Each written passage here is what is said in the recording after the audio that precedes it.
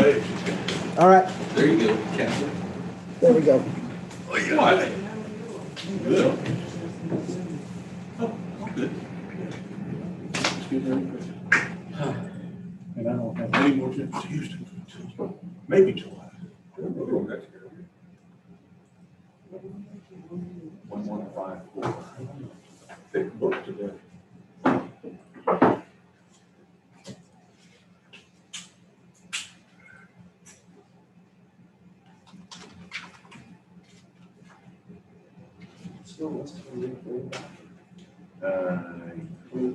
Yes, it is. Now, that's actually, yeah, well. Yeah. Yes. If it's 1154. Yeah.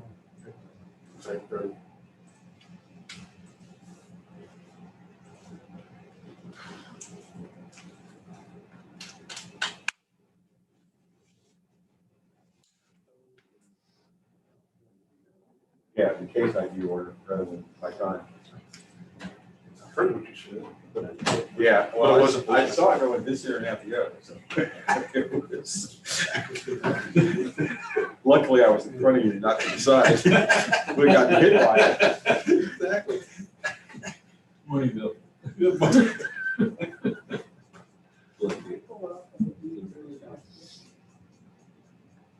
Sorry?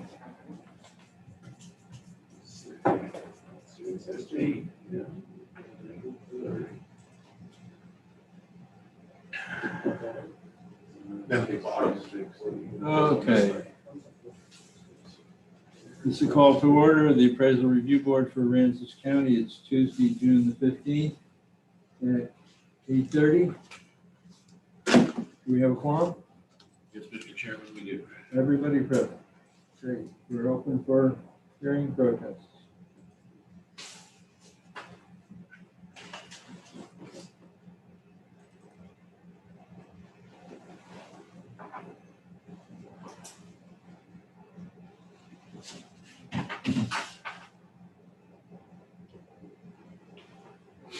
I'll go give the first. Cool. Is it in person?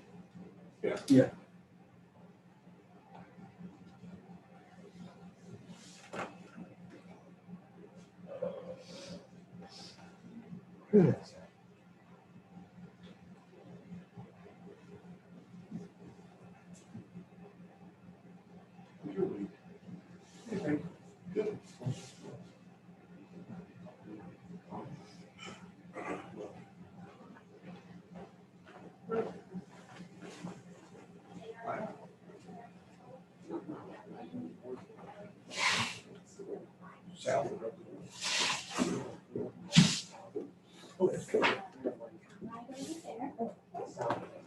This is Miss Sanchez.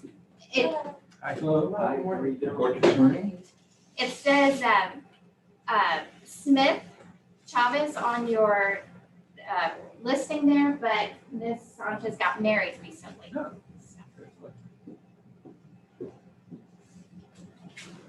Okay. We have some administrivia to go through before we get to the part of the matter. I'll go through a little spiel and occasionally ask some questions. Okay. We're opening a hearing on case ID 2021-1154, account 31925. This hearing is being recorded. We are the Appraisal Review Board that will be hearing your protest today. The board is at the center table here. Mike represents the appraisal district. We do not work for the appraisal district. We are appointed to perform an independent review of your protest. At the end of the hearing, you may complete a survey regarding your experience. The survey may be completed using the survey form and emailed to ptad.communications@cpa.texas.gov or online at surveymonkey.com/r/surveyarb. Survey is voluntary, but we do appreciate if you take it. You also have the right to appeal our decision. Appeal information will be provided to you with our determination. At the end of this hearing, a document will be created with all the particulars in it and also an indication of what you can do if you don't agree with us. You also have the right to appeal. Appeal information will be provided to you. In accordance with the tax code section 4145H, All written material that has not been provided must be provided at this time. This is important. Do we have all your evidence? Yes, and we're going to photos. Okay. IRB members who are considering the protest have not communicated with anyone about the protest and are signing an affidavit to that effect. I, Charles Powers, do solemnly swear that I have not communicated with another person in violation of tax code section 41.66F. I, Robert Dayton, do solemnly swear that I have not communicated with another person in violation of tax code section 41.66F. I, Kathy Hoffman, do solemnly swear that I have not communicated with a person in violation of tax code section 41.66F. I, Bill Duck, do solemnly swear that I have not communicated with another person in violation of tax code section 41.66F. I, Scott Wagger, do solemnly swear that I have not communicated with another person in violation of tax code section 41.66F. All testimony from all witnesses must be given under oath. Your turn. I, Courtney Sanchez, do solemnly swear or affirm that the testimony I shall present to the appraisal review board is true and correct. Thank you. And my name is Michael Soto. I solemnly swear for the testimony I shall present to the appraisal review board for the Aransas County Business District is true and correct.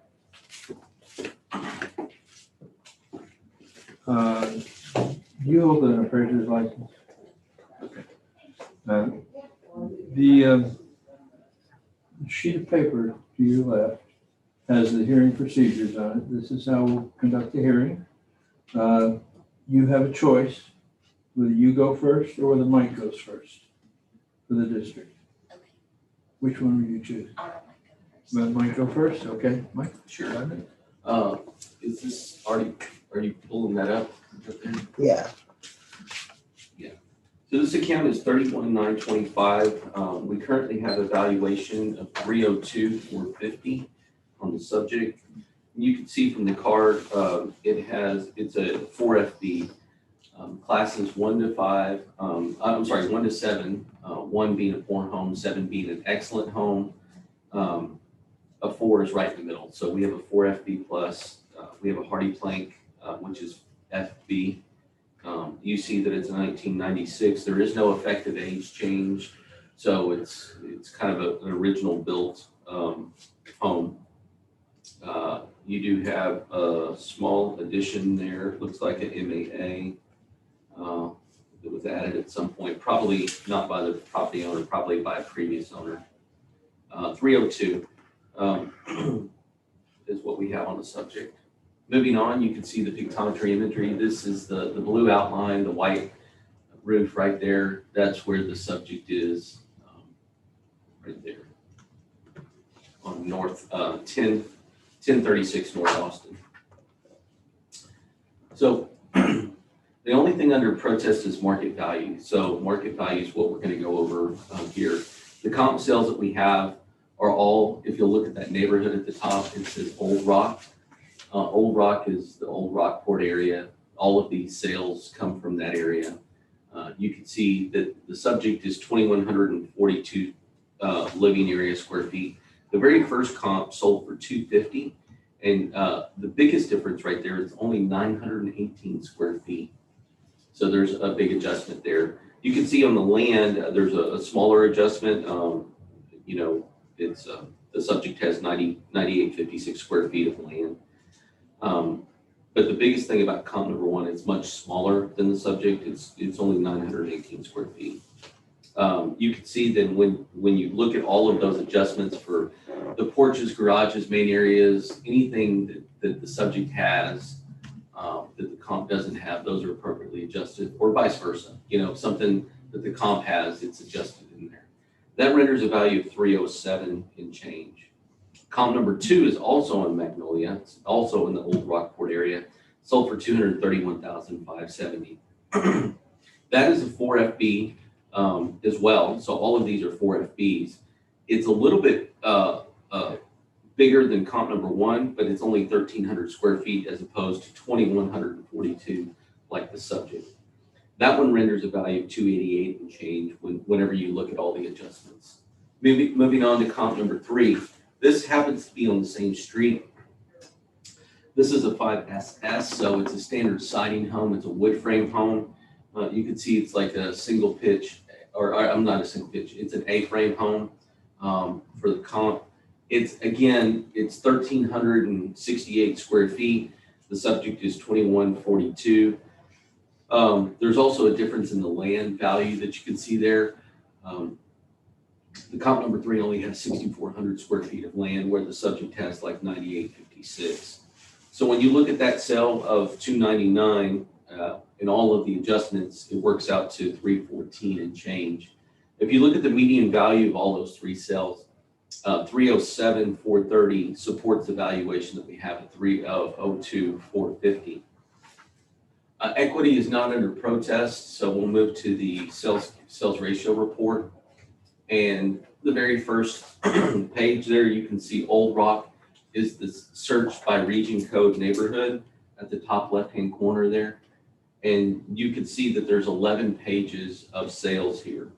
Those 11 pages that will go to the end represent,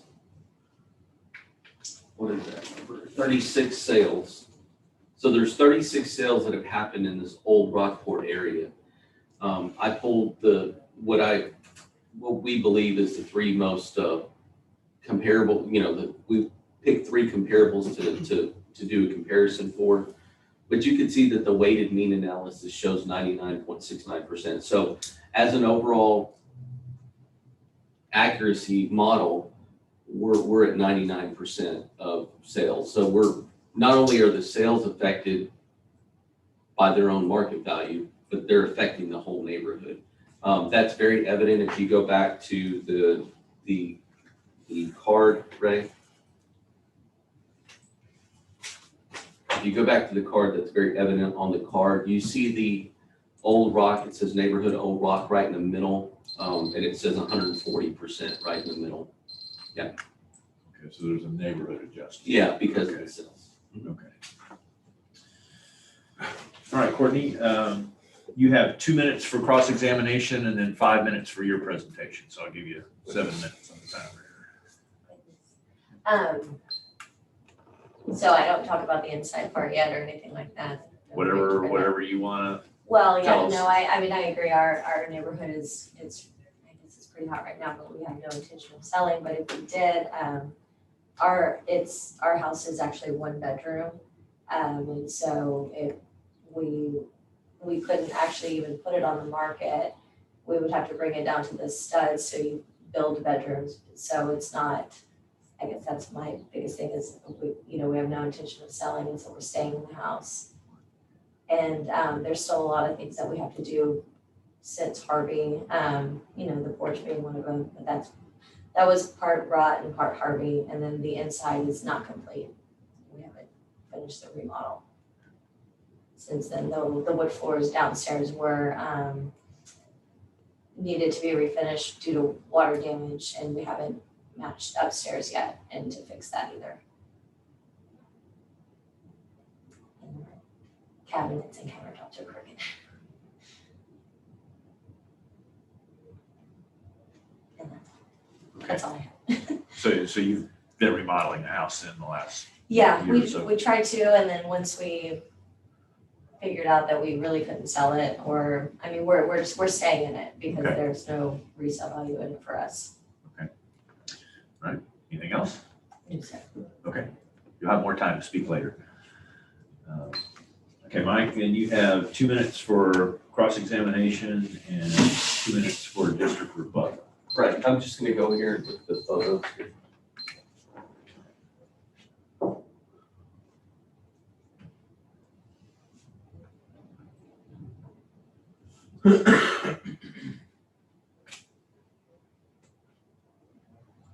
So is it a split level? Is that what it is? Okay. And keep going. So this looks like, is this like original backsplash in 1996? Okay, so it didn't look like it. So I have original 1996. I don't have any effective age at all. Like I don't have any effective age bump at all. So any of the added value that is there, which I can't see, I can only see a little bit of it, it's not reflected in the card. It would typically be higher if there was a higher effective age, meaning if it was 1996 to 2006, a 10-year bump, the value would be higher as a whole. So did you have any damage during Hurricane Harvey or? Yes. Okay, can you describe that for me, please? Gosh. Or just to the best of your ability? Well, all the outside, the Hardy was damaged and that had to be replaced. Not all of it has been replaced, but we were able to paint over some of it. And then you can't tell on the staircase, but we have to use the garage because you can't walk on it. And because I tried to take a picture, but that stair right there, you'll go through it, you'll trip on it. And that's on the outside, the gray one up top? Mhm. Okay, so this is the front porch area entering the house? Yes. Okay. Okay. Are there some other damaged areas or anything else there? I wish my husband was here.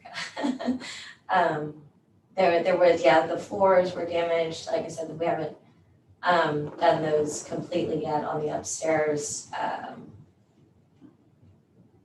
Our roof, but we did fix that. Okay. And I think that's about it. Yeah. So what the property owner described is some damage that they had from Harvey, and it looks like they've repaired all those things. We did not increase the effective age, like we didn't update anything, She obviously has some stairs on the outside that are still, she doesn't feel safe walking on. We don't pick up stairs necessarily. All we have is like I guess a PC in the front. Like that's all we have is like a little covered porch. So, and then our second PC, Ray, do you mind pulling up the card so I can see the actual sketch? Oh, yeah, gotcha.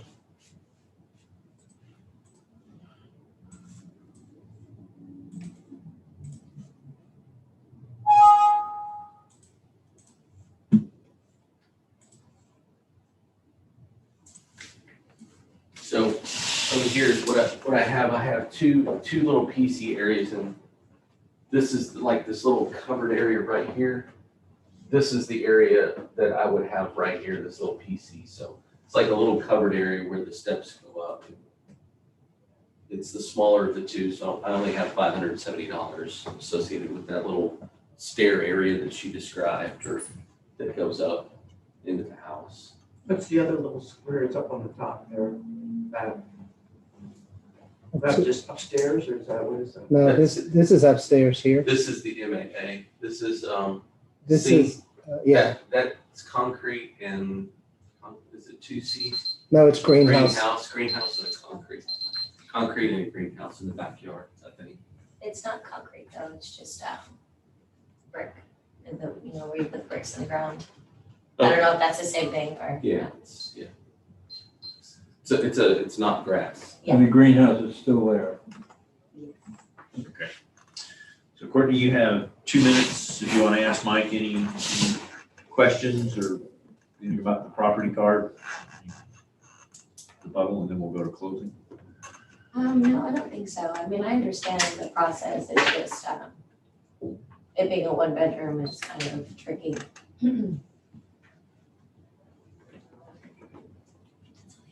Okay. All right. So Mike, you have 1 minute to close. So obviously, when you purchased the home, you knew it was a 1-bedroom, and it obviously impacted your sale when you purchased it. I guess you purchased it in 15. Yes, Do you remember what you gave for it then?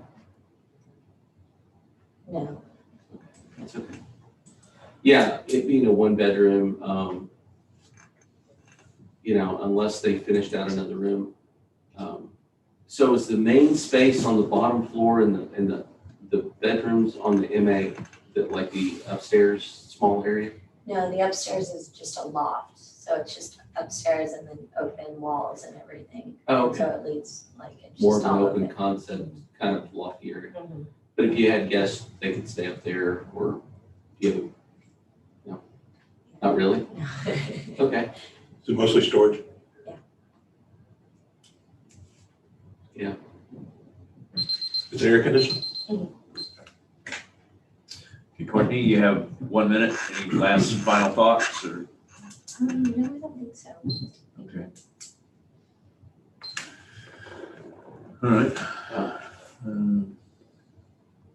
I guess I had my 1 minute already. Okay. Yes, that was your. All right. Is this our time? It's our Yeah. time. Courtney, did you say the house, would have to be a tear down to sell? Is it No, in that bad we- condition? We got a contractor to come in to see if you could build walls or do it all, and there's just really no way to do it. So in the loft upstairs, they said if you put up walls, it still wouldn't be considered a bedroom because it doesn't have, if you closed it in, it wouldn't have a window. And so I guess you have to have the window and the closet to make it a bedroom, and so you wouldn't be able to have a window, and there's no place to put a window, so you'd have to really just bring down the whole loft and make a true 2-story.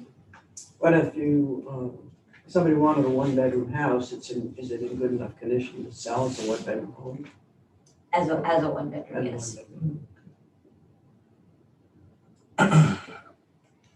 The only comments I have are in looking at Mike's sales reports.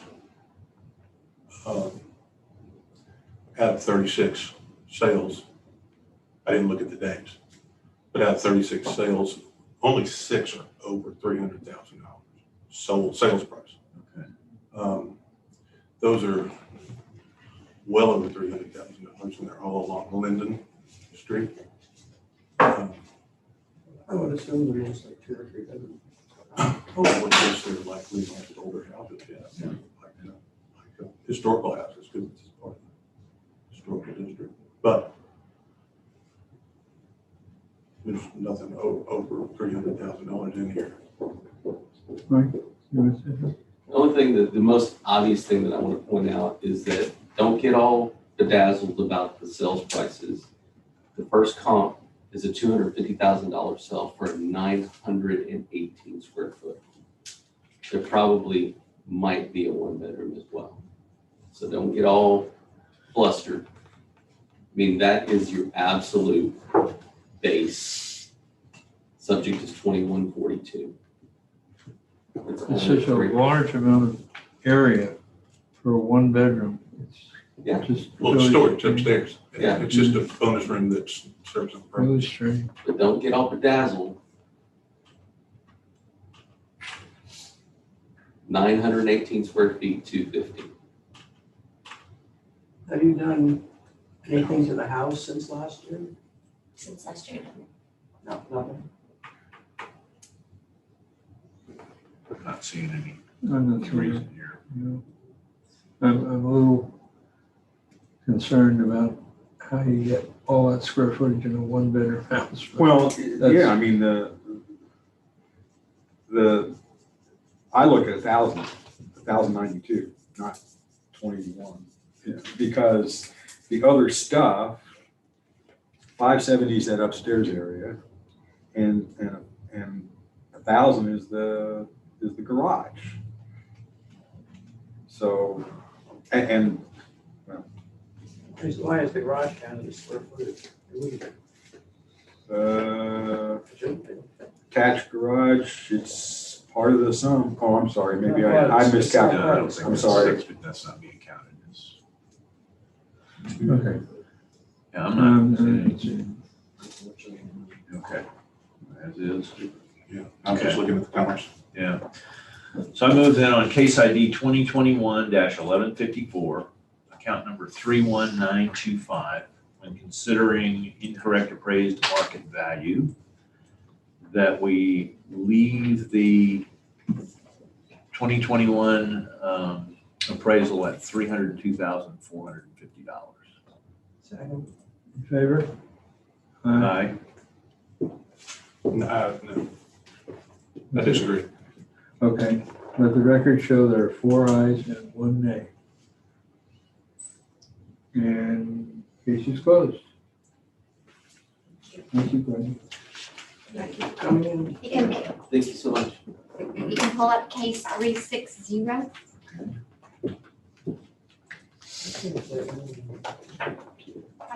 Do you have the wonky one? I can't get anything. Here. The blanks. Oh, Here, blanks. here, get this one. This one's more like the old one. Dazzle? Don't get all the dazzle. That's, isn't that a thing with Yeah. We're same all, ones that you all put the the back of golf the go.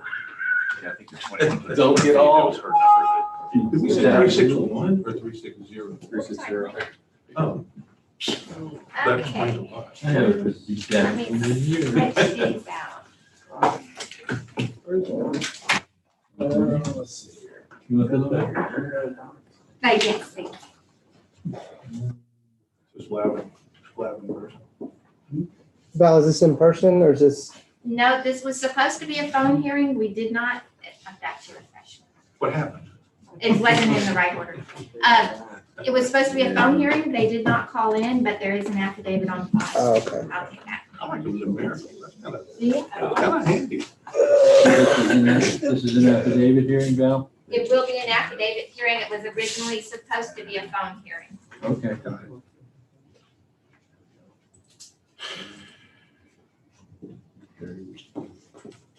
You got them all, Val?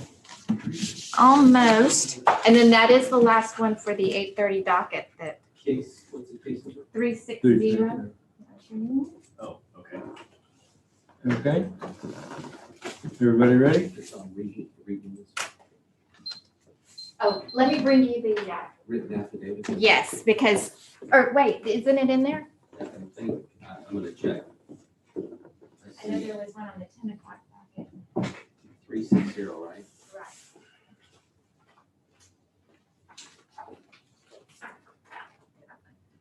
I do, I have the property owner's affidavit. Okay, you ready? Yep. Okay. Opening a hearing on case ID 2021-360, account 33104. This hearing is being recorded. We are the appraisal review board that will be hearing the protest today. We do not work for the appraisal district. We are appointed to perform an independent review of the protest. Protester has the right to appeal our decision. Appeal information will be provided to the protester with our determination. In accordance with tax code section 4145H, all written material is assumed to have been provided with the affidavit. ARB members who are considering the proposal have not communicated with anyone about the protest and are signing affidavits to that effect. I, Charles Powers, do solemnly swear that I have not communicated with another person in violation of tax code section 41.66F. I, Robert Dayton, do solemnly swear that I have not communicated with another person in violation of tax code section 41.66F. I, Kathy Hoffman, do solemnly swear that I have not communicated with another person in violation of tax code section 41.66F. I, Bill Duck, do solemnly swear that I have not communicated with another person in violation of tax code section 41.66. I, Scott Wager, do solemnly swear that I have not communicated with another person in violation of tax code section 41.66F. All testimony from all witnesses must be given under oath. My name is Michael Soto. I do solemnly swear affirm the testimony I shall present to the appraisal review board for the Aransas County Appraisal District is true and correct. District representative will now read the affidavit into the record.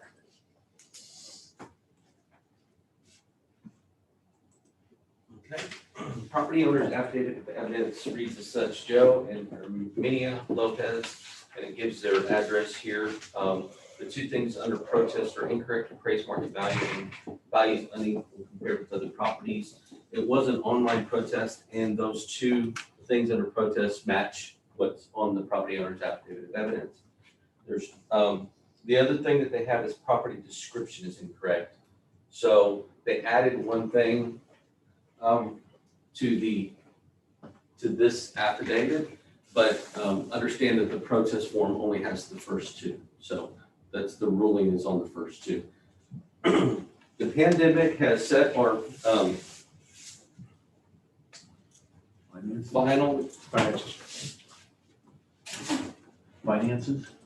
finances back, and the trailer home no longer exists on our property. It was uninhabitable and ultimately demolished and removed from the property. Harvey caused severe damage to the oak tree that has yet to be tended to.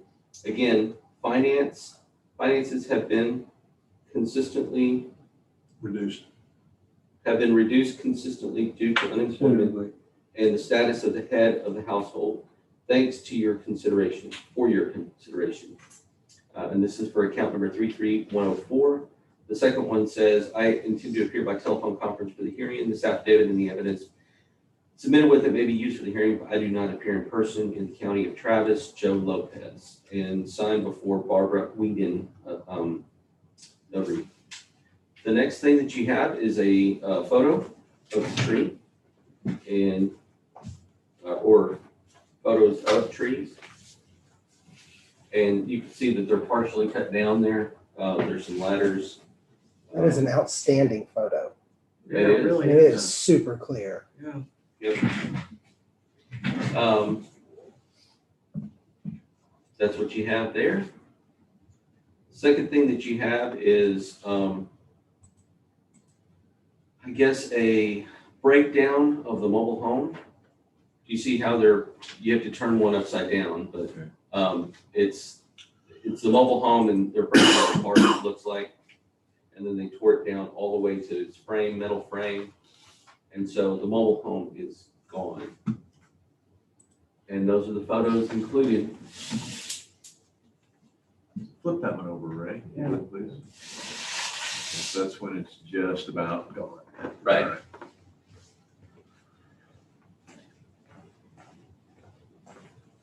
We'll put that back together. No.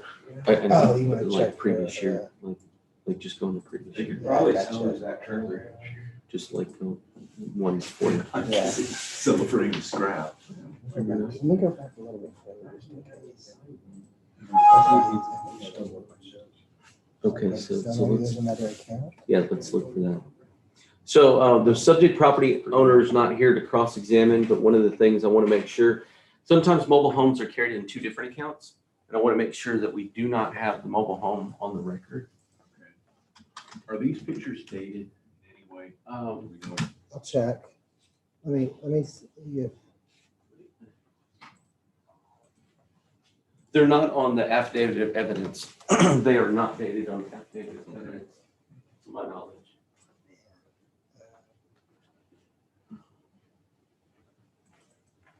You have to hit deleted I in the, did, it's not there. no, X reference. Oh, yeah, let me try that. What is it? 5550187. Yeah, we're interested. What Oh, photo is there on January 1?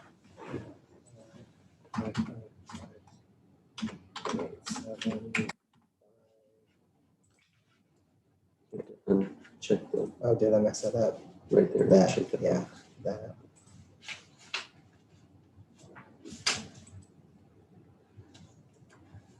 Go, undo the 05, maybe. Okay, Right, just do that. okay. Their last name is Lopez. Lopez. So, and they're at 919. So that's them. Go to the next one. Go to the, No, Mike. Is there a garage? go to the next one. I don't see. The The next- sketch has got something that looks pretty square. Square, yeah. And then one of those. So you're talking about the pictures- addition on the side? I don't know. Good. It Go to, says there's a detached garage. go to that one or Is that 3 or what's- 5. Like this? Yeah, you just Find click that that. property card. Make sure that we don't have. On It's the- got land. Oh, I'm sorry, I'm still available to look at There's this. something standing there. I don't know what to tell you. Yeah, we don't have any mobile home on the property. We don't have a mobile home on the property. Okay. We're trying to And- find the detached garage. Yeah, there's something back here. If you look straight down, maybe, there's the detached garage right Oh. here. Okay. It's covered up by trees now. If you go to right now, like, Mike, what's weird though is this is the hurricane uh-huh. year. There's not a mobile home, right? Do y'all see it? Right, the mobile home was removed before. So this is, go 1 year back. Well, the trees are gonna get us. It's okay. So you can still see the garage, Okay. but there's Go straight, is that straight in? No, this is, there's like an RV right here. There's like an RV or something right here, but there's no mobile home on the account. We were looking back there to try to find any mobile home that was owned by the local business that we don't see it. Okay. Yeah, but the garage there, can Did we you show it current? Yeah, I was just about to, Yeah, I you haven't bet. even gotten to my Yeah, I'm sorry. evidence, it's okay. So this is This current. is current, so we have not only this, but we have something back here that we don't have on the roll. And then all we have is the garage and a utility package on the account. So I'm gonna go into my evidence. The subject property currently has is 33104. We currently have a 54,320 on the subject, and that's for a couple of 3 lots or 2 lots. We have lot 56, or I'm sorry, lot 5 and 6. The description has the label number in the legal description, but that should be taken out. Maybe that's what he's talking about, like the incorrect description or whatever. And that should be removed, but it doesn't affect value in any way. You can see that the only thing we have assessed is a garage and a trailer hookup. The total of those two is only $2,810. There is a neighborhood adjustment on thrown on top of that. The remainder just happens to be the land value. On the next page, what you can see is the pictometry imagery. And after that, Where is this? this is in, Right behind us. it's Smith and Wood Central, which is actually on Fuqua Street. It's directly to the north of us, right here. It's only a few streets that way. Okay.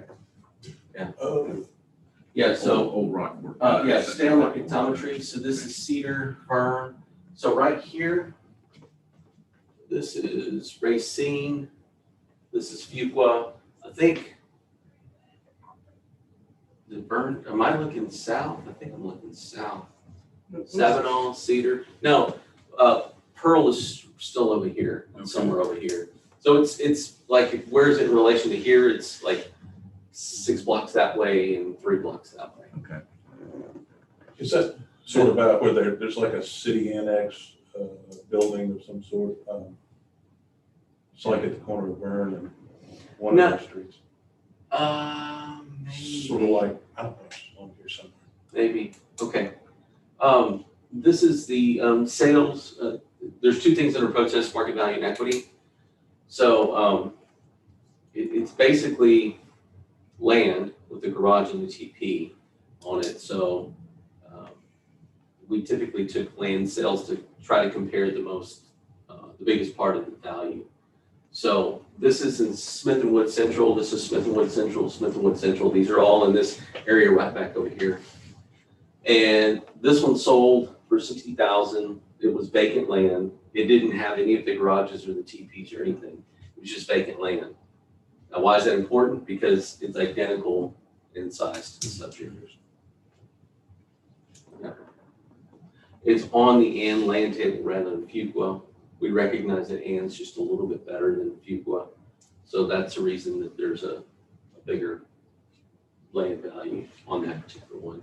But again, it's in the Smith and Wood Central area. Here's another one on Dowdy that's in the Smith and Wood Central. This is a Land Plus. The Land Plus is going to actually have a TP with it or something else with it. So you can see that this one actually has TP. This one sold for $44,000. It does not have a garage. These are the median indicates 4.32. The subject is at $4 a square foot for the land. But the median of the sales is 4.32. These are the last 2 sales. These are both, again, still in that Smith and Wood Central area. 76.5, 79,000. They appraise out to 63 and 54 respectively. The median value is 55, which supports 54. It's one of these areas that when we actually worked this year, first of all, we were surprised by the number of sales and how high they were going for. So it was one of those things where we said, oh, you know what? No, I don't buy this right now. So I put this aside and we worked some other areas. Then we come back and we work this area again. Okay, let's, fresh set of eyes, fresh set of analysis. Let's look, oh my gosh, these sales. This was one of the areas that we just really were surprised by how much the market was going for this area right here. So, but there is a little donut back here that's in the county, not the city. So the restrictions are different, and maybe that drove a little bit of value because you can actually have mobile homes in some of the, the county rather than the city you cannot. Again, supported this median, this 432 supports the value of the 4, so this market value is supported here. From an equity standpoint, you'll see that, continue on. You can see that these are just these are not necessarily sales, these are just other properties. And the median value indicated on the price per square foot is 4 because it's on the same and similar tables, it's 4. It's Fuqua.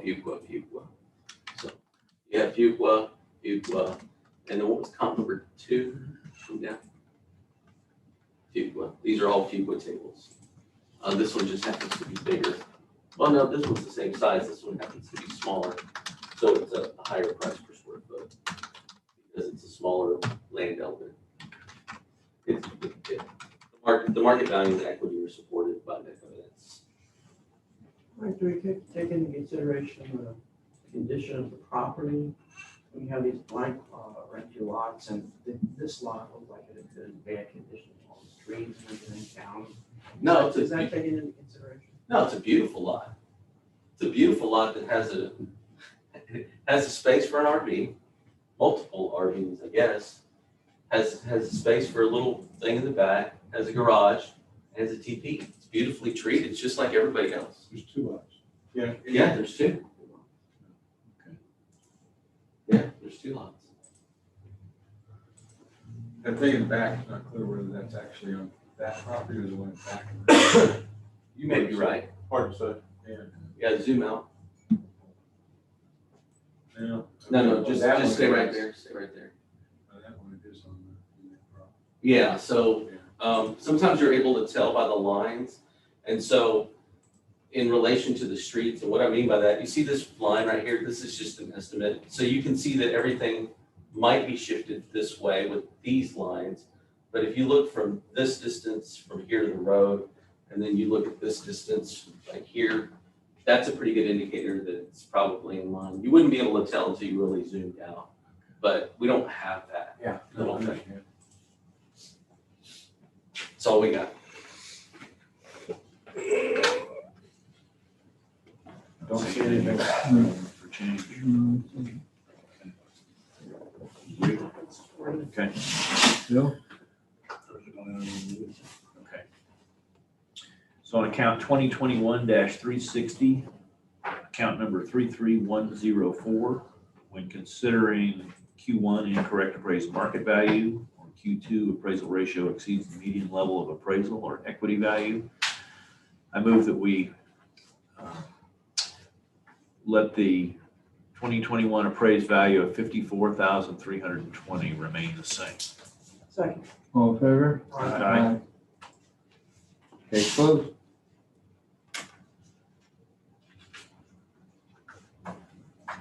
All right, I believe that Val said that was the last one for the 8:30 docket. I'm gonna go check to see if we have any letters or anything.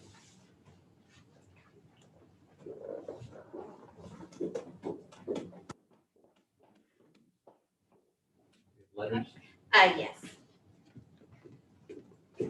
So we are done with the 8:30 docket. We do have some letters if you would like to do agenda item 3.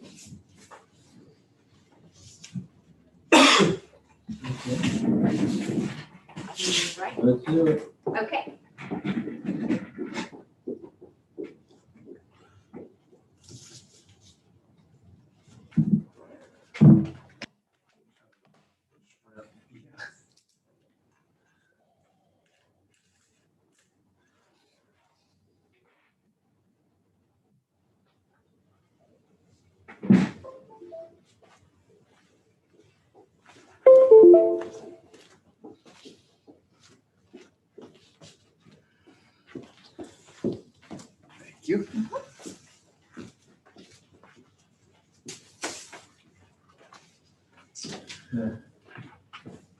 Okay, the first one is from a Gene Hunter, 8719 Sultan, Houston, Texas.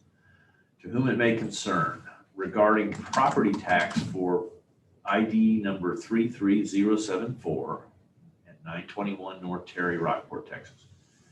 My reason for missing the deadline is a bit justified, as I have recently been in the hospital with a diagnosis of stage 4 liver disease. Since then, I've been doing my best to keep up with my errands, but as you can see, I've been failing quite a bit. Please reconsider my protest, as life has been rather frantic for me lately. Thank you. Signed, Gene Hunter. So that was received June 14th. And her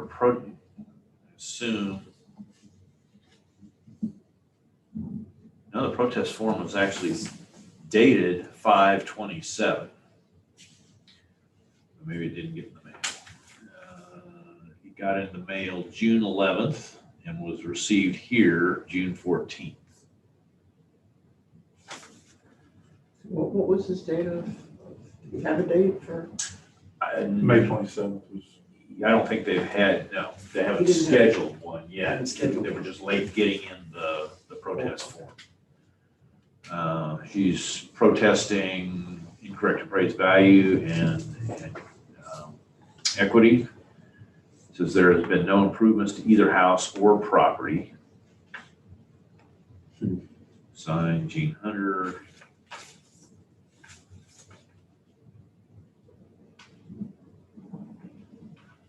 And then that's on the back, then they have the notice. Appraised value.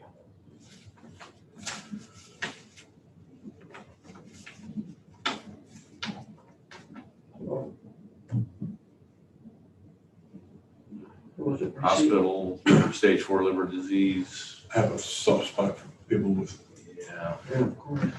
medical issues. But it was received. What date was it received? It was received here the 14th of June. Mailed from Houston. Now from Houston, the 11th, What was the date on the protest? 5/27. Was when the protest form was signed. So he filled out the protest form and signed it and just didn't get it in the mail. Yeah. Is that how I read it? Yeah. But he has all these issues, which are pretty serious. At that point. Not to seem cold-hearted, but why could you fill out a form one day and not mail it or mail it the next day? I think that's indicated by what he said about his condition. Okay. I looked at it. Yeah. He says he can't get his errands done and all, so. Can't get out of the house.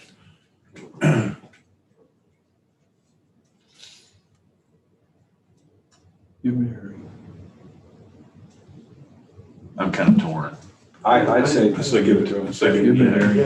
Okay, yeah, when in doubt, just give it to him. Okay. So on property ID 33074, physical address 921 North Terry, Rockport, Texas, I move that we grant Gene Hunter a late hearing. 1 second. All in favor? Aye. Okay. And for the record, that was good cause, right? Mhm. Yes. Yeah, you have to. Good. That was a good decision.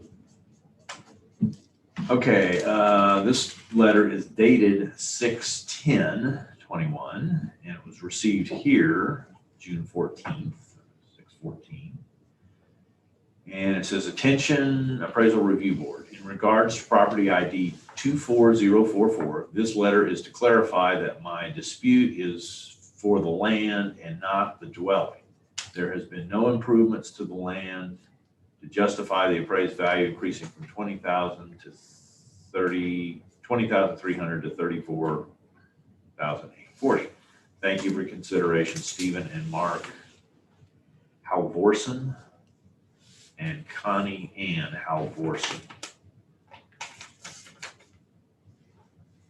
Has there been any other protest filed? Right, so that's a little confusing in the way that it's written. I looked into the account. We've had no other correspondence that's been scanned in, not an inquiry or a protest of any type. So to my knowledge, that's the first correspondence that we've gotten from them. Okay. There's no reason given. No reason. No other, yeah. No. I think No we other need to information. Yeah. deny that one. Deny that one. So you're saying there's no protest? Well, yeah, we don't even know what, exactly. That's it. That's the entire piece of correspondence. Their original decision to protest was 610, not 528. No. Yeah, So it's a subliminal notice of protest, basically. Yeah, the only thing Grant is- me the only thing grant is- me an extension, yeah. well, the only thing that's confusing is it says this letter is to clarify that, and that kind of leads you to believe that they already sent something in and they wanted to clarify it, but Yeah. it doesn't appear that they have. I think what he's saying is he's clarifying the record, not any kind of. okay, I mean, I can buy that Information that too. he sent in because we don't have any information. Yeah, okay. So I think he's clarifying the statement that he got. That's how I read it. I'm saying no. No. So I move in on property ID 24044. Physical address is, but that we not grant the Haldorfsons a late hearing because they've not given us good cause. Second. In favor? Aye. All right, and those are the two letters. Okay. Thank you. Okay. Okay, so we'll see who comes in for the 10 o'clock docket. And to give you an update on this afternoon, we have one agent scheduled for the afternoon. We have not received any affidavits at this point. But they could come in anytime, but just to let you know. To see for the entire afternoon. Yes. Yeah. And Yes, sir, thank no live customers? Is it supposed to be by affidavit or is he coming in? Telephone conference. But we need an affidavit for a telephone. B, yeah, look at that. 1, 2, 3, 4, 5, 6, 7, 8, 9. What's the agent's name? Give it.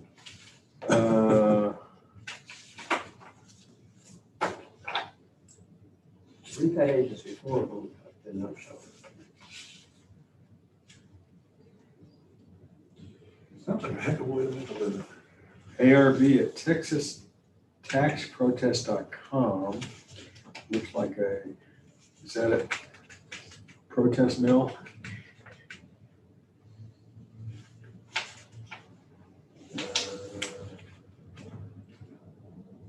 I got them in a bunch of them. Yeah. Got to know who it is, ARB at texastaxprotest.com.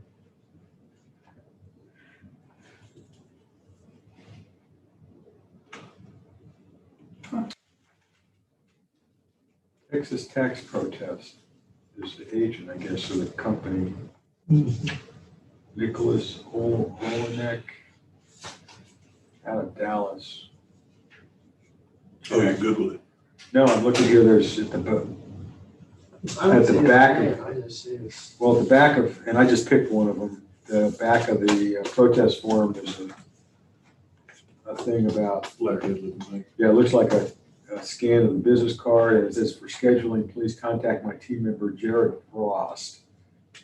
It's in Dallas, so that may be the guy that.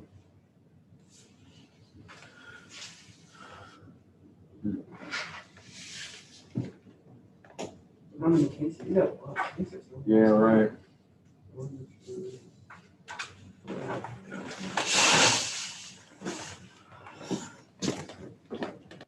Unbreakable 10 or? He's got 8 Yeah. cases. That's No, at they do. 1:30, right? I counted at least that many. Yeah.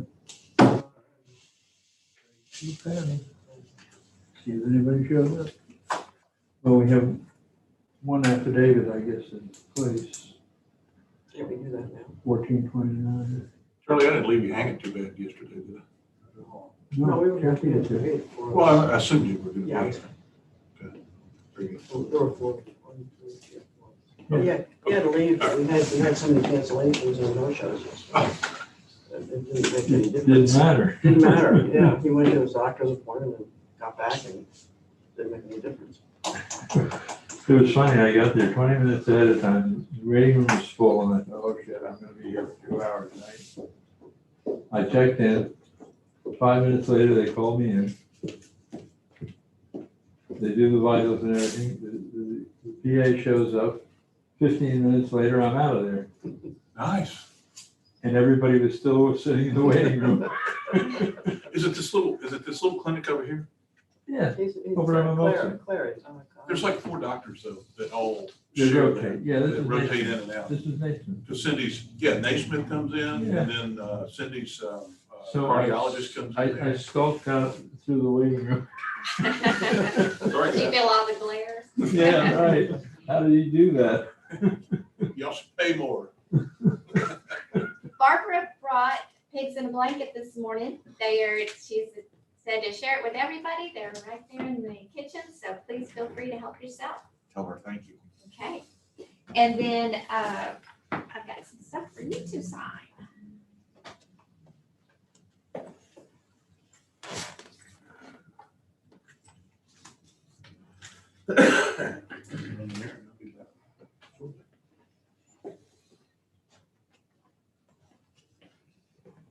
I go to Naismith. I like him.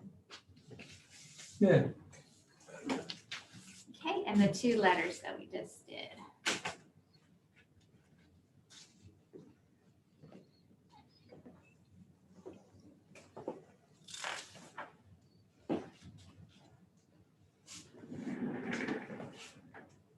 All right, thank you. Okay.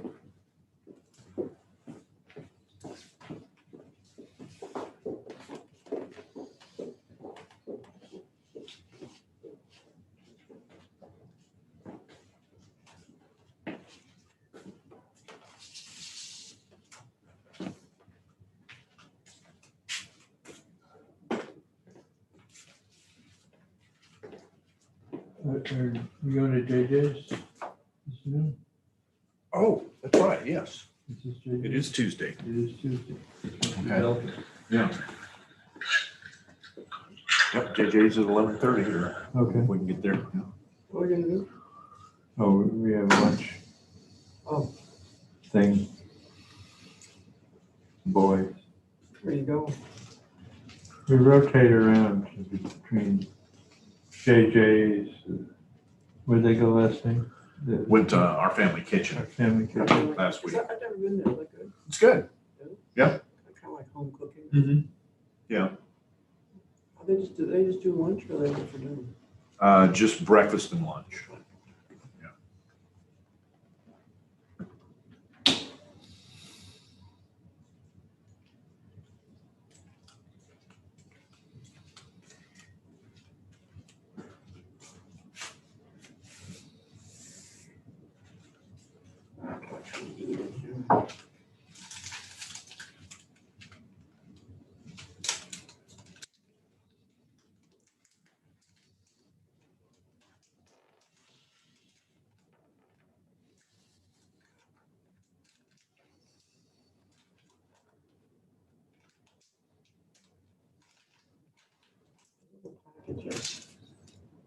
They don't give you any way to get into them. I don't think they want you to eat candy. Those are tough.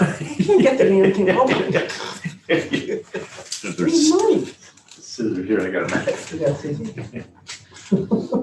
I can't, that's really all I need. They give you a little. Knife is.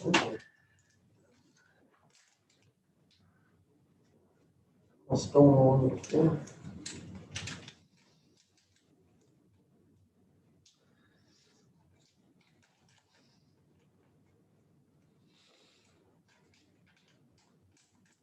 So, is the pool closed at the country club or because they had some issues there, do you know? Oh, I don't know. I had some issues with that. Okay. Water, they're losing water, or they. Okay, Some problems with it, I don't know. yeah.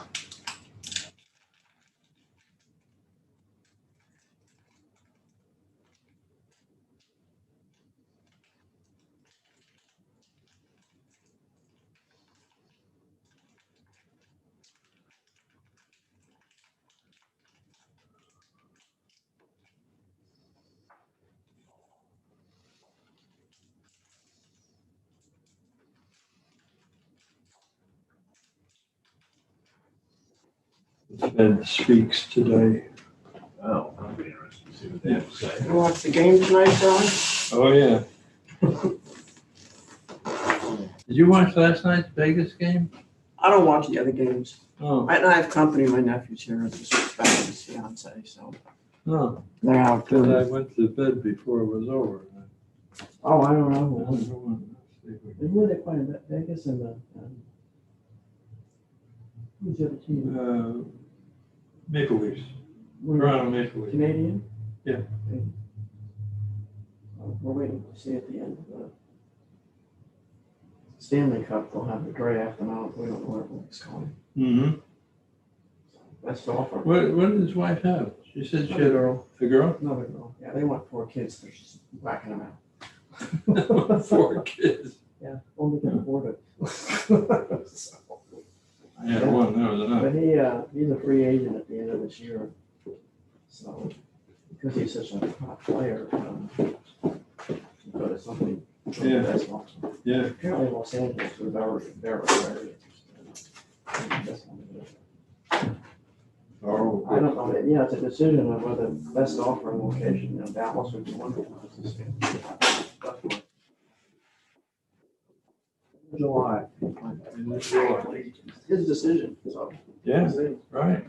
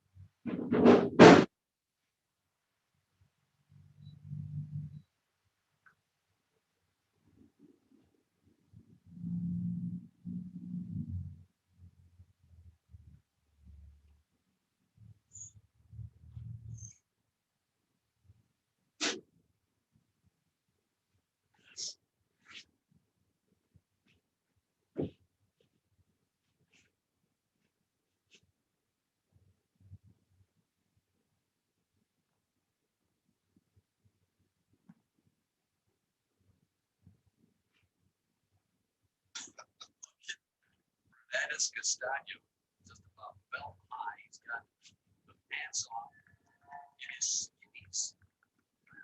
And smile cup. It's waiting on the shot. Now that's when you don't practice very often, I can promise. This morning, it was good. Well, that is impressive. Suspended water in grass.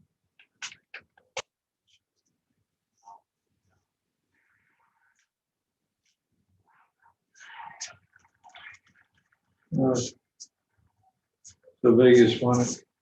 Did they? Yeah, Not the second game? first.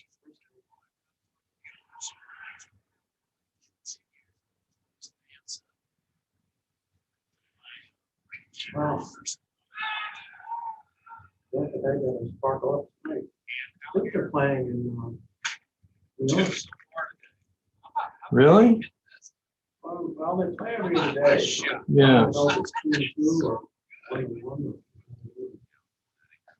I thought I heard somebody say that they were playing in Tampa again. Could be, it might be, let's say 2 games and then 2 games. Yeah. That's probably. Okay, I think that's what I heard. One of the talking heads. It's gone, right?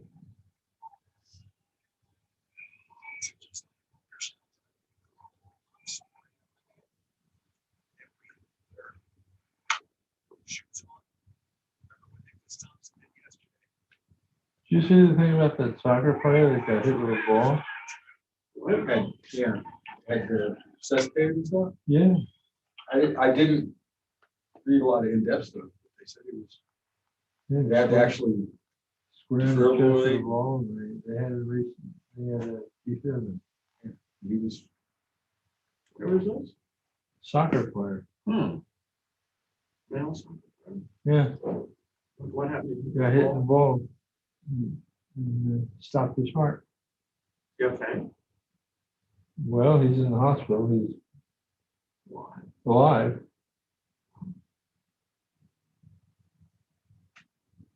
You wouldn't think that would get that on usually. Because, taking those balls off with lights. Just hit them like a whole Yeah.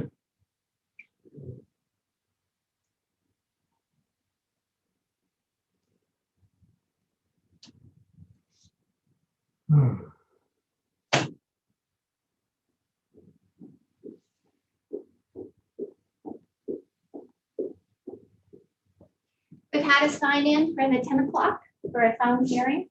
If y'all are ready to go, Mike said he can come back. Okay. We could go ahead and line. get started. yeah. Let's do it.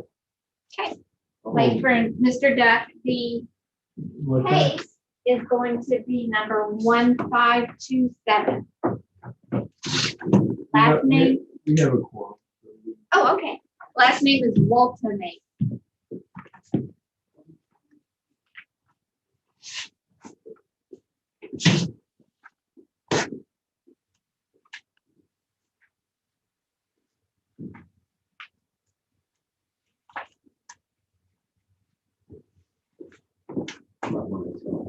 Right. Okay.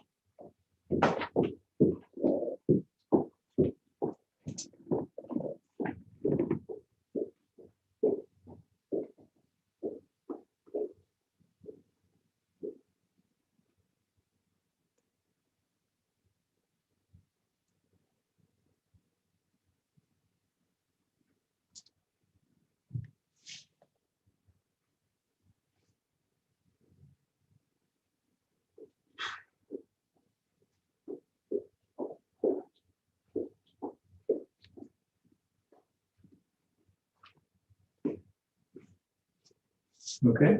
Okay. Ray's coming. Yeah. Ray, it's going to be case 1527.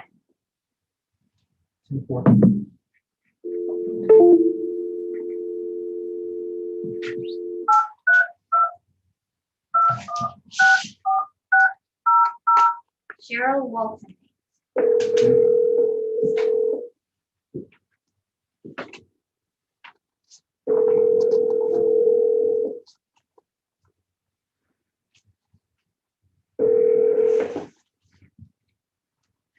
Hello.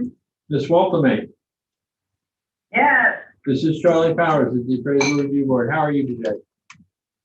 Charlie. Hi. I'm fine, thank you.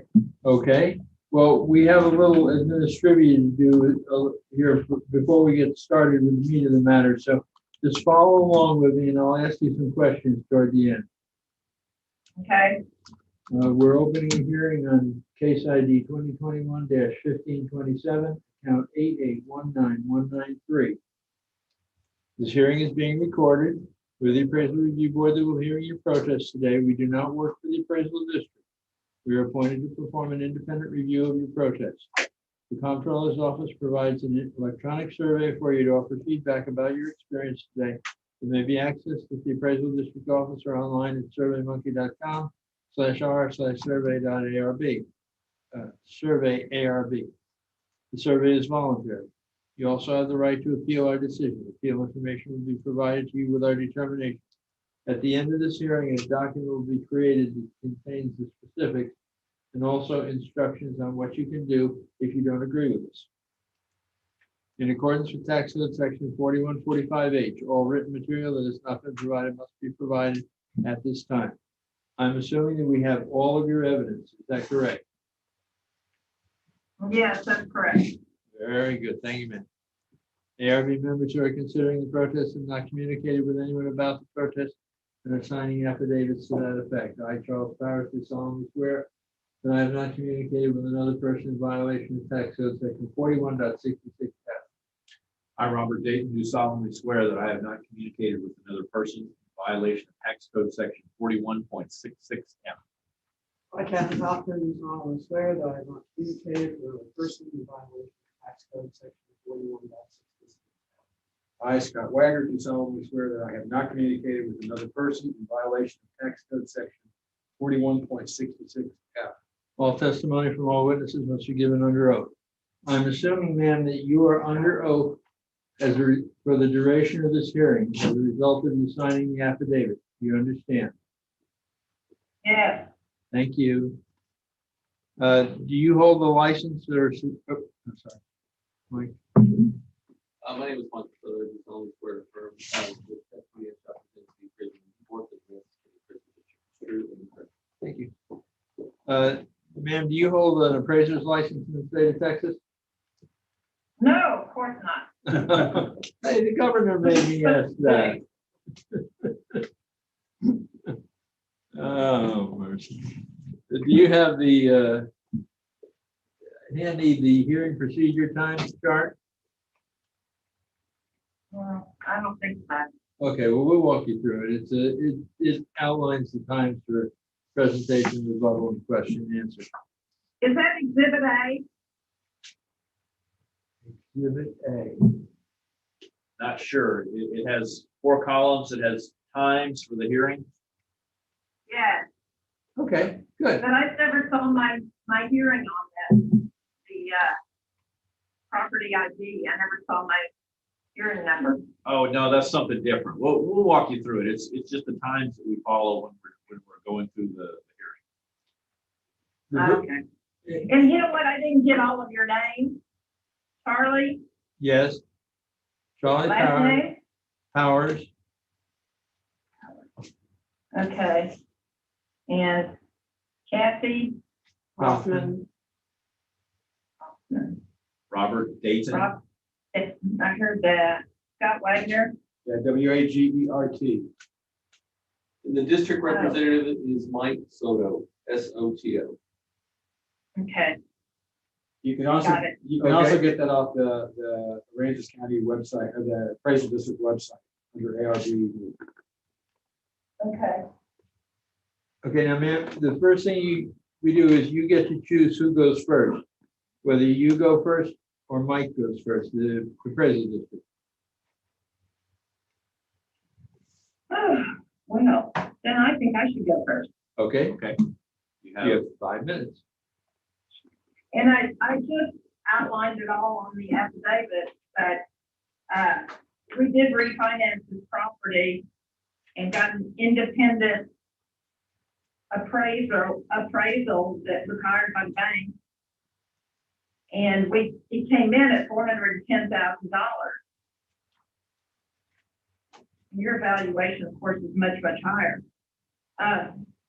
So anyway, I think I submitted that as evidence. You can see what, I mean, he's an independent appraiser. I mean, he's the real deal. And second is, I think the excessive, I think the land is valued, we've been paying it, but I think the land is valued at $80,000, and that's pretty darn high. But really what I object to this year is the fact that we got an improvement increase of $50,000 a year for our building. So altogether, it comes to, well, 50,000. We paid the 80,000 last year for the land. I mean, that was what we paid last year, but altogether, it's up to $472,000 now. And I'm looking for some help here. I mean, I think it's excessive, $50,000 for the building. And not to mention, I guess the last point is, I don't see that the property is being maintained very well. The guy in the big house on the corner, we just have to grovel and fight for everything that happens around there to improve the building. So we're just watching our own property deteriorate. Very depressing. Is this a condominium complex? It's on Passion's property. It was, it's like 12 units that are there. And we never had enough homeowners to form an association. So what's happening is we're paying dues every month and we're not getting our property maintained. So, they're struggling. There's really nobody that does anything for us. And, it's just, I don't see how they're gonna, the whole idea, we bought into this dream where we would be not having to do anything to our property, and we could just lock it up and go away for half a year if we wanted to, and they would maintain the property. But we've got a lot of problems. They're not maintaining it properly. Our gates, our security gates look terrible. It's a gated community. It was sold to us as a very high-end property where they would take care of everything. When you And say now when you say it they, looks when you say they, who is that? well. We bought the land from Passion, the guy in the big house on the corner. And then Richard Dias built the building in 2015. And then we own the land underneath our building.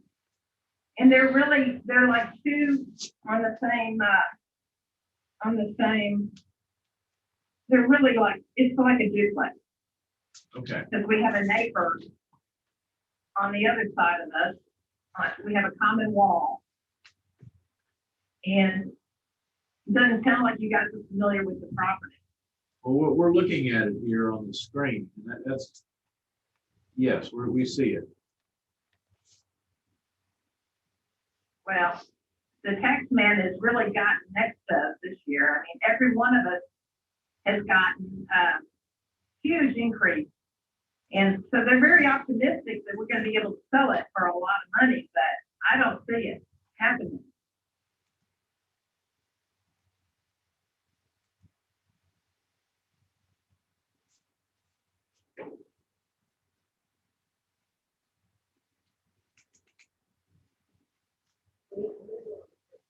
Okay, anything else? You're just about out of time. Well, I'm done. Okay. I don't see anything. I think we should consider that this independent appraiser only valued it at 410. He didn't seem to care that, we owned the land, and the land. I mean, I think Okay, it's probably pretty. you'll have more time surprised later to we were speak. paying $1,000 for land. Okay, you'll have more time and later on to speak. So Mike, you have 2 minutes for cross-examination and you have 5 minutes for your presentation. Yeah, in the cross time, what I would say is that, with Mr. Ashley, did the best he could with what information he had. And if you're looking at that appraisal, I don't know if I've used some of the same comps or not, but you'll look at the comparable sales that are displayed by that appraiser. And, I had to use old sales in there too. I mean, part of my comp grid is gonna be old sale. The date of the appraisal is in February. This year, You know what? I'm having trouble hearing you. I'm sorry. that's okay, ma'am. I'll try to speak this way. Can you hear me better now? Yes, I think so. Okay. The subject property brought an appraisal, and you see that some of these are older sales. And I had to use old sales as well because there's just not very many of these. What we call, they're kind of like townhomes. They're like she described. There's a common wall. There's 2 garages, but it's all part of one structure. And you'll see that this one right here is 19. This one's 19, and this one's 19 for the 3 comparable sales. And the next one, comparable number 4, this one's way out, and this is in Key Allegra. Okay, so not as applicable. But go back to these. The date of the appraisal was in February. I know that I'm going to present evidence that there was a sale in March, and it was for much higher. And this, had this. Can you tell me what it is? Yes, ma'am. In just a moment. I know that this appraiser, had he done the appraisal, he would have had access to that same data point, and he would have added it to the grid as well. So that's all I'd say. This is 410 from an independent appraisal. So let me go into my evidence. The only thing under protest is market value. We were at 422 and change last year. Now this year we're at 472. And you would say, why? Why did you increase? Why did you give a neighborhood factor of this amount? And there was an increase. There was an increase to the what we call structure, right? Structure value, the improvement. She didn't do anything. The property owner said, hey, listen, I didn't do anything. No, it was a market value change only. This is the overhead. This is the commentary imagery, kind of shows you where she's at. It's really a nice situation from the standpoint that she's the easternmost, these 2 down here, the easternmost. So when she's coming off and she's looking from her side and her back, it's kind of the sweeping view to the east where you can see the back. Okay, so here's the sale. The sale in question that I know that subject property appraiser would have loved to have had in the seller. Okay, this one sold for $578, and it's at 1304 villas. Now it's bigger than the subject, but it sold for $100,000. Say that again, the address. 1304 Villas Drive, sold for $578,000. It's bigger than your house, but it's $100,000. It's also $100,000 over the most. Well, it's 80 over what you assessed ours at. Yeah, this is Mike's time. Yeah, I'm just trying to present, ma'am. Let me just go through my time real quick, okay? Okay. Thank you. So 578, we currently have 472 on the subject, about $100,000 over that sale. It's bigger than the subject. They're built in approximately the same year, 15 to 16. The only thing that's different is that this one has a superior view. So there's $80,000 there as opposed to 40. So there's a $40,000 adjustment, but that one's bigger. So there's adjustment both ways.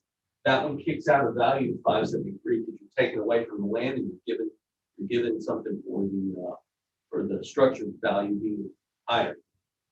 The other sales are old sales, just like what the other appraiser did. They're in 19. They're the best things we've got in. That was 422, and that year it appraises out to 431. Okay. The next column number 3, 369, that appraises out to 430. I'm sorry, 440. Again, the biggest changes there are that unobstructed view. Like that front element. They actually get to, there's nobody impeding on them. The median of those values are 440. Now, it's my burden of proof to prove market value. I use the most current sale to actually increase the values in there, right? But when you're looking at the median value, I can only support 440. 440. You should absolutely agree with the property owner to that extent. So all I would say is that I know that that was a good faith estimate by another appraiser. He would have loved to have had that data point to actually put on the screen. And it might have influenced his valuation. It definitely influenced mine. So that's all I got. Well, okay. Okay, so ma'am, you have 2 minutes. 440. You said support 440, the median value. Then I request that you reduce it from 472. Hang on, we will get there. Okay, so you have 4 minutes for you have 2 minutes for cross-examination and 2 minutes for protester rebuttal. So I'm going to give you 4 minutes to say what you want to say here. Okay, go ahead. Well, you told me the median was 440. I request that you change mine from 472 to 440. Yes, ma'am. This is Mike Soto, the district representative. In my presentation, I actually said the words, you should absolutely agree with the property owner to 440. Well, that's correct. Yeah, I would, if you would lower it. Okay. Yeah, I'm suggesting that we should, and I'm the district representative. Okay, I think I would settle for that. Okay, Okay, all right. is everybody done? I have one question. Okay. I'm just scrutinizing the land square footage. This is actually divided in two, right? Yeah, okay. Never mind. I can see from the pictometry. Okay, Yeah. Mike, you're good with this? Yeah, that's what I. You're done? 440. Okay. Okay. So I move then on case 2021-1527, account number 8819193, when considering Q1 incorrect appraised market value, that we lower the 2021 appraised value from $472,640 to $440,140. Okay, let's just drop the change and make it 440 just to make it easy. No. Please. No, we'll go with the median. Second, All right. Second. all in That's like all favor? these Aye. round numbers. Okay. We're done, ma'am. Thank you so much, ma'am. Okay, so what's the number again? I'm sorry, 440, 140. 140. Okay, thank you very much. Appreciate it, Mike. Yes, have a wonderful day. Thank you. Bye-bye. Bye. Bye. Go check and see what else we got out there.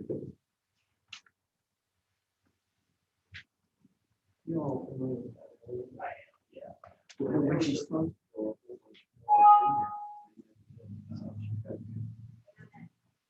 But I was looking at spectrometry, and she started talking about somebody else's building, fix it.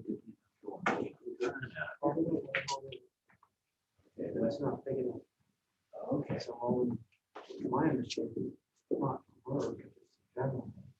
They're all gonna be problems. They're building down supposed to be small walls. This unit's. What's going on, Val? Well, we have an in-house person here. He has 2 accounts. One is on an undivided interest and one is just not undivided interest, although I believe there is more than one owner. I am wondering if you have a preference on which one we do first, or if you want me to ask him. No, 2 separate properties. They are 2 separate properties. it doesn't matter. Okay, You pick, Val. Tell us. all right, well, let's start with the one that's not an undivided interest, which would be 1276 is the case number. The person that's here is Robert Rice. This is 10 o'clock. This is 10 o'clock docket. Thank you. Robert. And I'm gonna go print out a little evidence and then I'll be back. with him. It's on page 4, second. 1276.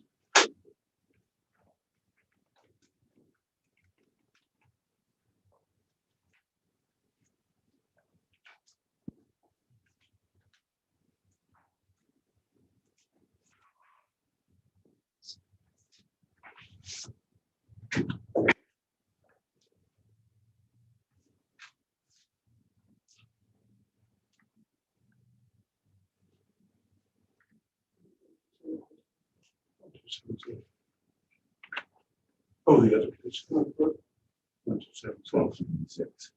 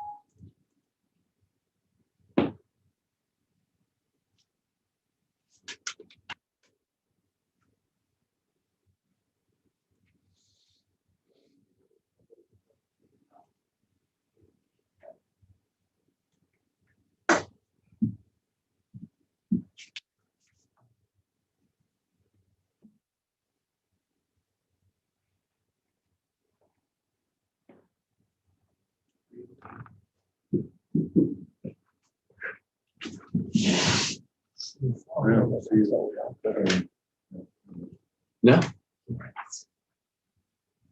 No, I didn't see that. I'm not sure. Chasing our tail around here sometimes.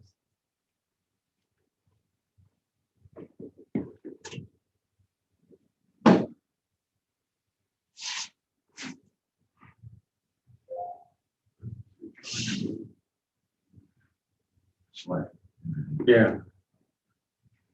I mean, there is a bulkhead through the plan, but that's not, Whoa, whoa, it whoa. wouldn't have gotten confused. Okay, okay, we're fine. Okay, can't help that. And we're fine.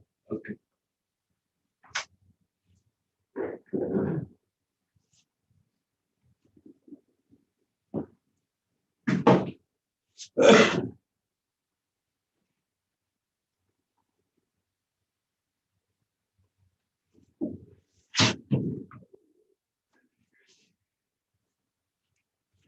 Did she say 2 case numbers?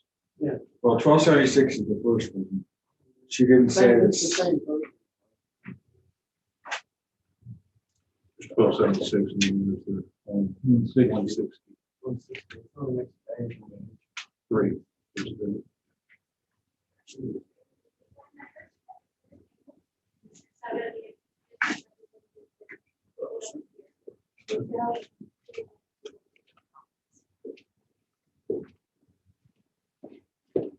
This is Robert Gross, and this is the ARV, and you'll be sitting over here. You'll go around that way. I told Mr. Gross we were starting with case 1276, which is the property at 3725 Loop 1781.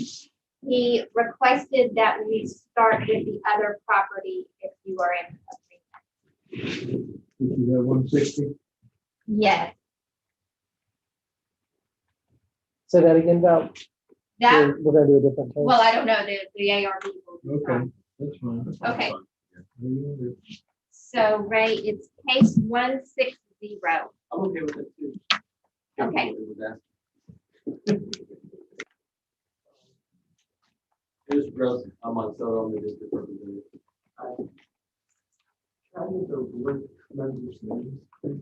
Yes. Robert Dayton. Kathy Hopkins, Bill Duck.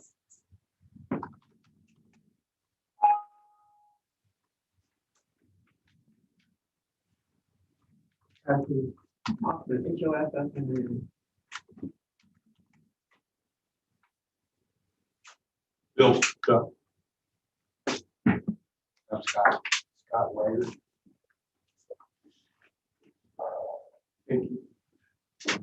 Charlie Bowers.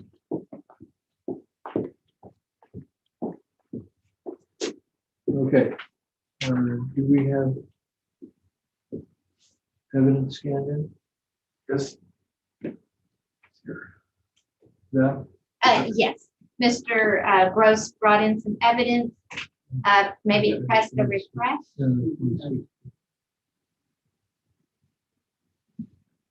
Okay, gotcha. Okay, Mr. Gross, we have some administrative to take care of before we get to the meat of the matter. If you just follow along with me, I'll have some questions near the end. Okay. We're opening hearing on case ID 2021-160, account 8821225. This hearing is being recorded. We, the appraisal review board, that will be hearing your protests today. We do not work for the appraisal district. We are appointed to perform an independent review of your protest. At the end of the hearing, you may complete a survey regarding your experience. Survey may be completed using survey form and emailed to pcad.communications@cpa.texas.gov or online at surveymonkey.com/RSS survey-ARB. Survey is voluntary. You also have the right to appeal our decision. Appeal information will be provided to you with our determination. In accordance with tax code section 4145H, all written material that has not been provided must be provided at this time. I have it all. Again, all of your evidence. Yes. Okay. ARB members who are considering the protest have not communicated with anyone about the protest and are signing an affidavit to that effect. I, Charles Powers, do solemnly swear that I have not communicated with another person in violation of tax code section 41.6. I, Robert Dayton, do solemnly swear that I have not communicated with another person to violate tax code section 41.66F. I, Kathy Hopkins, do solemnly swear that I am not communicated with a person in violation of tax code section 41.66. I, Bill Duck, do solemnly swear that I have not communicated with another person in violation of tax code section 41.66. I, Scott Wagner, do solemnly swear that I have not communicated with another person in violation of tax code section 41.66F. All testimony from all witnesses must be given under oath. I, Robert Gross, do solemnly swear that the testimony I shall present to you is true. Thank you. My name is Michael Soto. I do solemnly swear affirm that testimony I shall present to you, President Review Board, and Prison District is true and correct. Mr. Gross, do you hold a Texas appraiser's license? No. That sheet of paper right above your head there is the hearing procedure time. That's how we'll execute the hearing. You have a choice. Do you go first or does Mike go first through the district? I'll go first. Okay. You have 5 minutes. Well, I'd like to ask the board to reconsider the evaluation of my property due to several factors. One, because of Harvey and so forth. But there are many things that have not worked in my home. The elevator does not work. There's no boat lift. Seawall is collapsing secondary to Harvey. The dock is not workable. The roof leaks and there's stucco damage as evidenced by the pictures that I gave you to scan. Further, in evaluation and reconsider of this, I've looked at several homes that come very close to me. My neighbor's home is evaluated at 3.385%. I'm at 3.965%.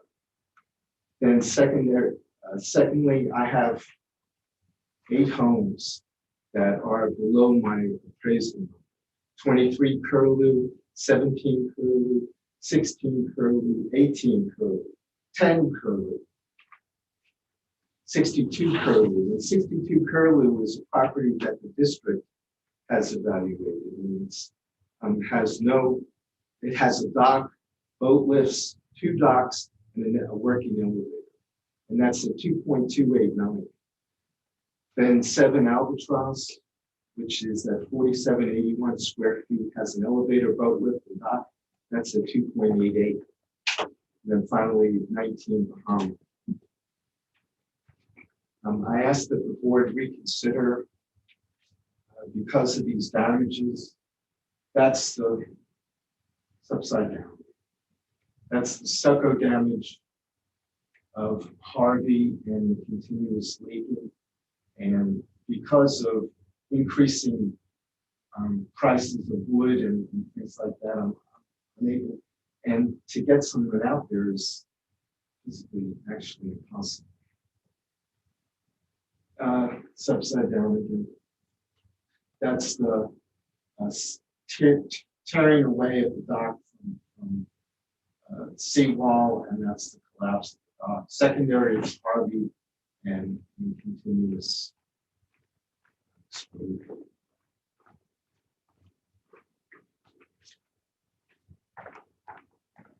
Finally, I asked that the board reconsider because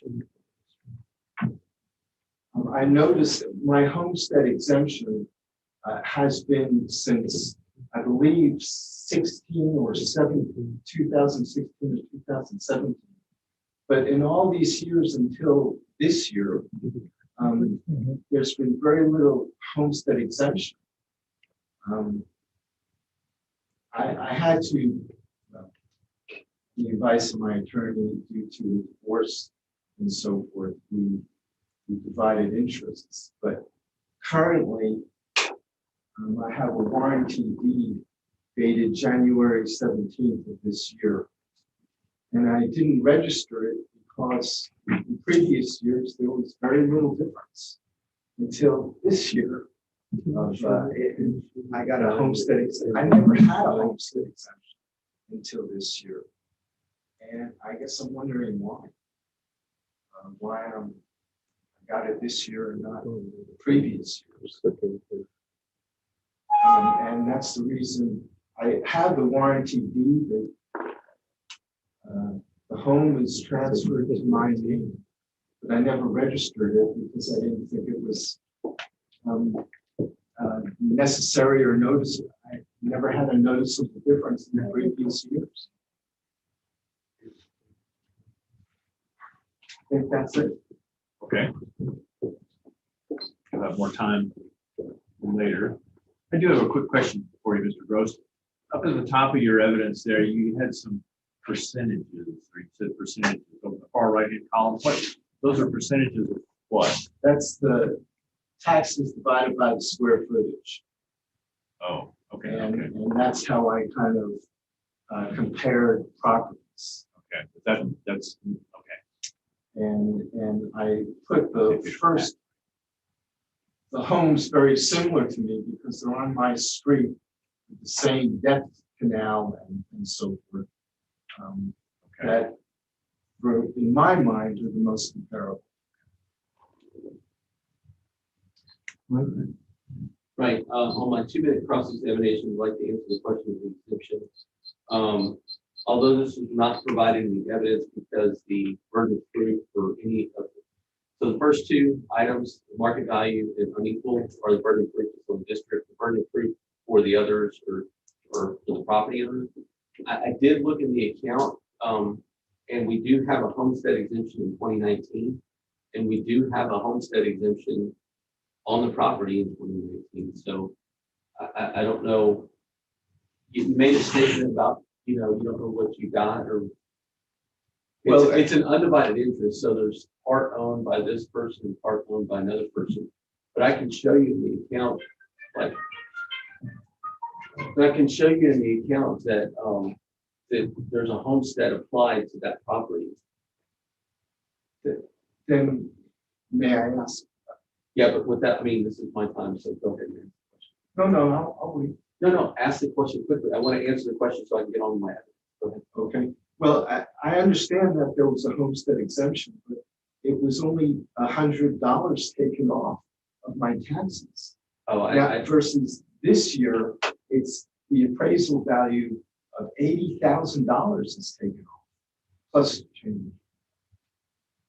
I'd have to look at it. It's a little more complicated. I can say the homestead exemption is applied in 2019 when I looked at the protest form, I can testify that we received a homestead exemption in 19, and we have it applied. I can show the board that we can go into that account. Now, I'm just going to try to answer this question.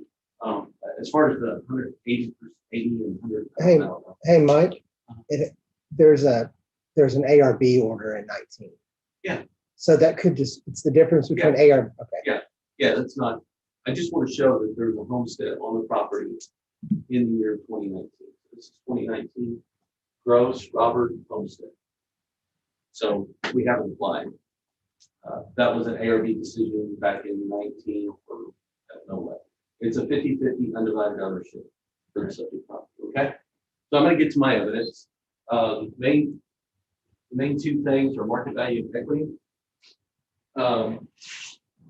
So the 2020 value is the same as the 2019 value. So that would have been a value that was decided back in 19 by this board that the district may or may not have agreed with. But again, 643 is what was rendered then. We held it because of, there was items that were described as damage. And so we held it in 2020, and this year we took it off.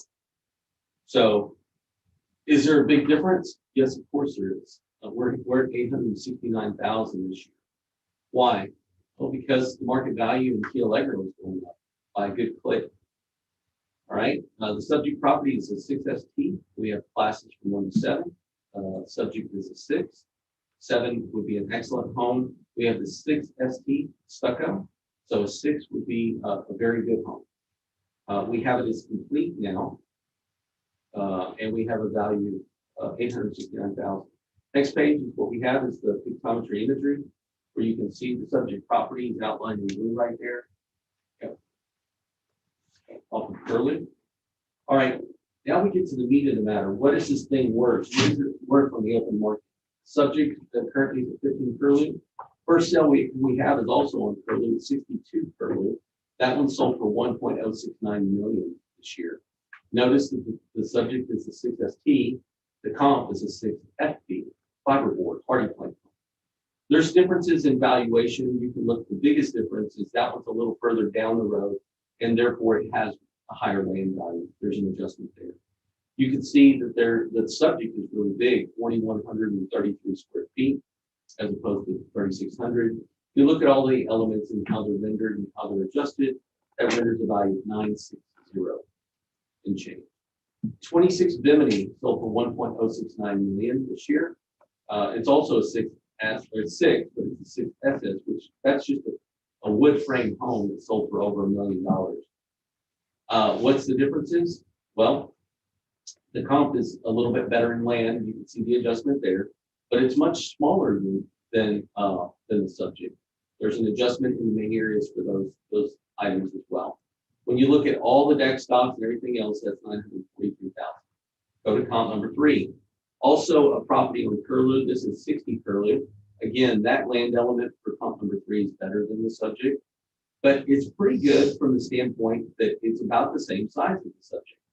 It's better class than the subject, and there's a big adjustment there as well, $147,000 adjustment. You can see that the net adjustment on that one is $343,000, rendering a value of 860. The next comp is 1909 Bayshore. That sold for 1.7 million. You can see that that's another 7, better class, about the same size as the subject. It has a much better land element, obviously, than the subject. It has a much better land element than the subject. That's a pretty big adjustment there. That's 872. What's important about those last 2 comps is we try to put those in there to give you some sense of what the size was. The subject is huge, 4,100 and change. Those last 2 sales are 4,100 and change. We just put those in there so you can see that adjustment as far as the size of the subject. The median value of all of those are 907, which supports the valuation of 869 and change of the housing subject. From an equity comp basis, how are these appraised in relation to its neighbors? We try to get other 6 and 5s in here, so you can see that the first one's a 5, the second one's a 6, the third one is a 6 as well. These are not necessarily sales, these are just other properties of how they're appraised. the median value of all of these are 866,051. So from this standpoint, you should lower the value by about $3,000 just on this basis alone. We try to find, again, other big comps. You can see that comp number 1 is 4,100 and change, comp number 2 is 4,200 and change, and comp number 3 is 3,300 and change as far as the size. Again, the median value of all those is 866. We have 869 and change. You should absolutely agree with the property owner and adjust it from, just a few $1,000s that way. I know that the subject property owner has indicated that there's some things that are wrong with the subject. I guess I'd like to go and look at those line items. If there's a deficiency in like the elevator, I don't even have an elevator on the roll. Normally I would have a line item for elevator. So that could have been an item that might have been taken off the previous year. As far as the dock, yeah, I have $1,000 in the dock. Okay. If the dock's terrible, then take it off. I don't know what other items, the subject property owner is asserting are in deficiency, but whatever they are, I'd be glad to hear. In relation to the subject property neighborhood, the Key Allegro neighborhood had a total of, I don't know, gosh, a lot of pages. Had 101 sales in Key Allegro. Key Allegro is smoking hot. We're at 100% overall weighted mean, 1.000. That's all I got. Oh, I do need to point out that, there's nothing else that I can see that we haven't denied any exemption. And as far as the temporary disaster exemption, I don't have anything on file for any of the disasters, and the disasters have to be a physical disaster associated with the number, like it's 180 days after the disaster or something like that. There's no natural disaster other than the freeze disaster that is most recent for this year. So I've actually got a couple of other accounts that have those on file that had damage. So I don't know.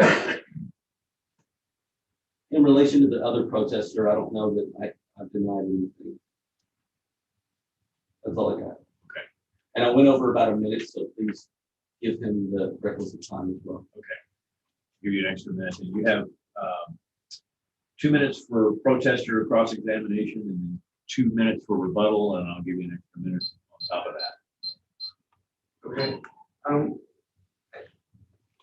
Thank you for the presentation, but for 62 Curlew, that is a working dock, working boat lifts, 2 docks, and a working elevator. And that's valued at 2.289% taxes over the square footage. And again, I list all these working homes that are on Curlew, my street. They're not anywhere else. They're not in Nassau. They're not in somewhere else. And I just don't understand the big differences between the homes. With regard to the homestead exemption, I still don't understand. I believe the exemption was for 2018, 2017, but I don't have any paper. But even if you go back to 2019, where's my paper? The difference between taxes between my homestead exemption and my ex-wife's homestead exemption is $170. I don't understand it. And elsewhere, which was done this year, my taxes are $6,500 and her taxes are $8,193. That's a sizable difference in 2021 versus 2019, which was my tax is $6,125 and her tax is $6,280. And in 2020, my taxes were $5,911 and her taxes were $6,060. There's no difference between years 19 and 20 versus 2021. Still don't understand. This board doesn't. Do you want to address that or not? I know that the subject property owner has an exemption, and I don't believe your wife does, or your No. ex-wife does. So I can say that there's gonna be a difference as far as taxation goes, but the appraised value is based in the parent account, and then whatever the percentages are. So if it's 50-50 for easy math, if it was $1 million property, they would both have $500,000 worth of property assessed to them. That's all I can say. I mean, I'm not looking at any of those. I wasn't prepared to answer a question about taxation specifically. But having said that, I know that there's a homestead in place for your subject. Well, okay, but I still don't understand. We don't deal with taxes. We deal with appraised value. That's Okay. part of the problem. Well, then You're asking questions that are out of our purview. then I ask you to look at the appraised homes with the taxation factors below less than me that are on my street. No one else's except my street.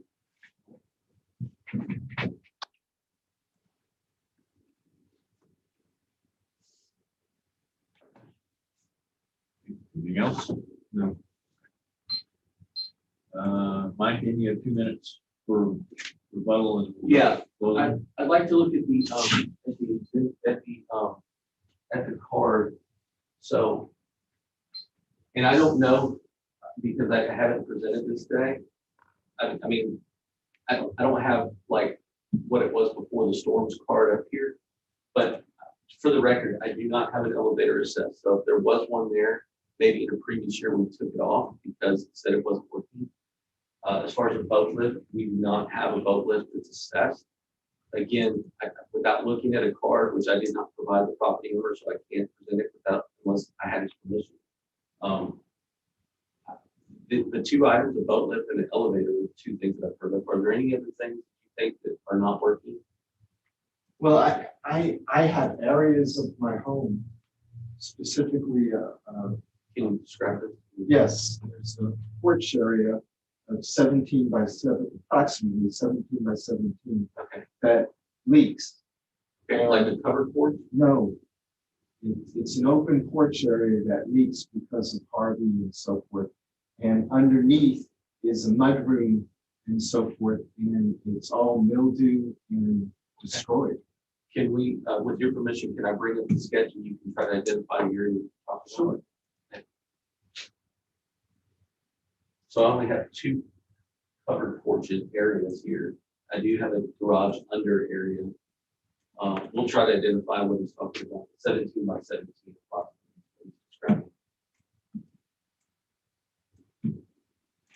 So I have, this is, the way it's laid out is the bigger of the two areas is always the main area. So this is the main area, and this is the main area secondary, which means this is the underneath area. This is the top floor. Okay. Okay. So I have a garage under, like garage that's under this area that sticks out right over here. And then I also have like a storage attached, storage attached behind it. And so is there an area that leaks back here, or Yes. is it this? May I approach? Yeah, for sure. Yeah, here. We're trying, I'm just trying to get. No, to- I understand. Pull it down. a So little this bit. is the second floor, and Let me move it down a little bit. You don't have to reach, but this is the open porch area. And this leaks right here. So underneath it is this area, which is the mudroom. that's that right there, that little square. This right here. This, Yeah, that's it. Yeah. That's called a storage attach, which sounds like a lever. yeah, the mudroom. And there's mold in here, and which leads to the garage area. Okay. But no, there's more, because there's a bedroom here and then a mudroom. Where's the bedroom? Like I said, this is the top floor right here, and this is the bottom floor. So I don't know. We see a garage. I mean, we have a garage and a mud. That's all we have on the left hand side of the house. Oh, the bedroom here. I'm sorry. Yeah. Okay, well, this area this is really the primary mold spot, but it's led, the mold is now in this area and in the bedroom here. And just yesterday, and I didn't take pictures of it, but I had to wipe down all the baseboards and the doors because of all this mold. I can't get rid of it. And it's because this isn't fixed, where I think, I'm not a builder, but it's because this isn't fixed yet. So on the back, with permission to look back at the geometry, and we're gonna look straight down. Because I don't have this as covered. See, I have this as open, like an open, an open deck. Right. Go look straight down. Yeah, okay, so this is the area he's describing over here. So we just have like all we have is the storage under. We don't, in this top, we don't even have anything. So if there's, I mean, he's testifying that SA should be diminished in some way, and I'm okay with that. That more or less like a roof leak. So it's, yeah, he's got, yeah, you can see it right here. This is what he's describing right here. See this like dark area right here? And he's saying that this is the mud area right here. This goes more than just this area, but the area that's affected is the SA. So the SA is where the value needs to come out. But it's more than the storage area. Okay, sir. In my opinion. Okay, go ahead. Because right underneath here are the bedrooms. Okay. And the mold is into the bedroom area. You mean, so this thing is like when it goes down, it's not coming this way, it's going back this way? Exactly. Okay, well, I mean, if you wanted a minor adjustment for that, I'd be okay with that. You know, I mean, you'd have to like plank the roof the other way. I mean, I don't know. Have you ever had an assessment done by a contractor or an estimate as to what it would take to fix that? No, sir.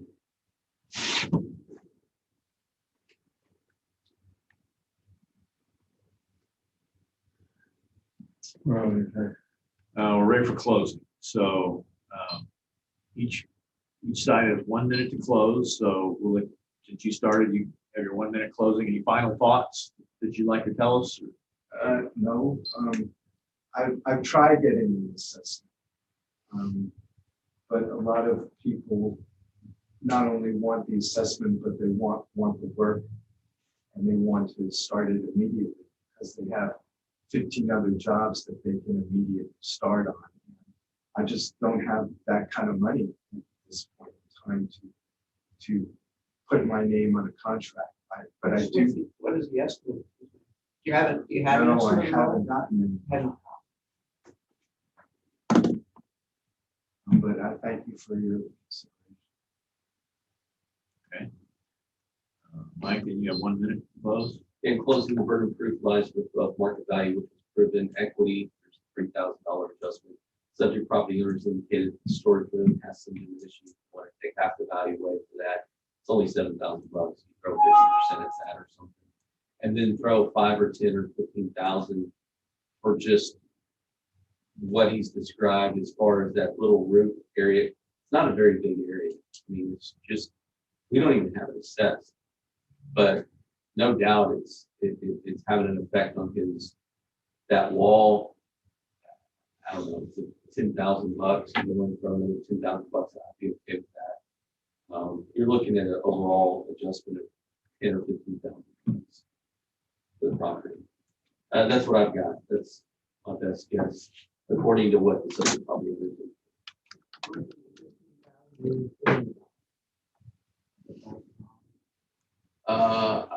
I mean, You said it was about $1,000. can we look at that? Can we look at permission? Yeah, it's right there. It's a dock too. I have $1,000, but I mean, is it there? I mean, I don't know. Is it there? The kid, the pictometry. Yeah, I mean, we have a dock. It's in poor shape. If you want to take off half the value or something like that. I can't. That's why I don't like to remove items. If you want to give it, like a physical thing and throw 50% or something like that, it's okay with me. But I have to leave it on the account unless it's still there. And I just have one more question. Who do I go to ask about the tax evaluation? Tax assessor collector's office. Okay. Yeah, and I'll try to answer your question. I mean, like, I don't know what you were, I mean, I really was having trouble understanding what you were trying to say. Because I know that the homestead exemption is applied to your 50% undivided interest and is not applied to the other person. So I mean, I can say that I looked at that.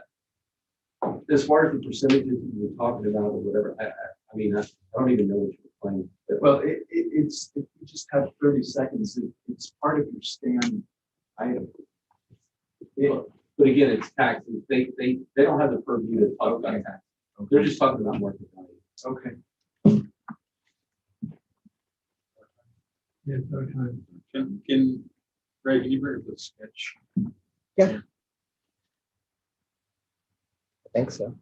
Hold on. Here we go. Yeah.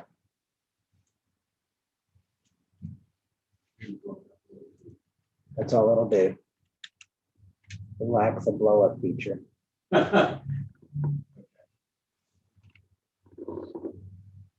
So I'm trying to get a sense of, if I could.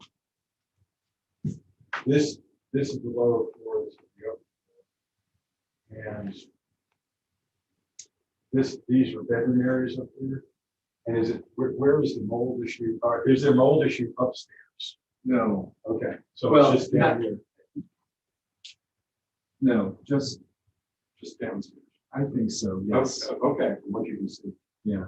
And so this is the mudroom.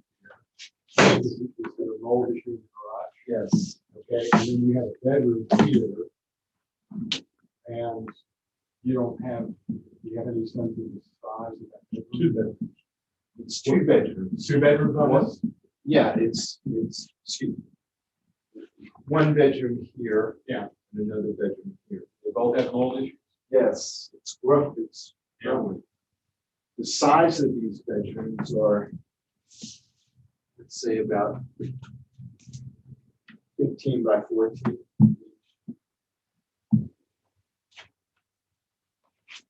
And it's everywhere downstairs. I mean, I'm taking mold off in these bedrooms, but I'm also taking mold off of the doors in this bedroom.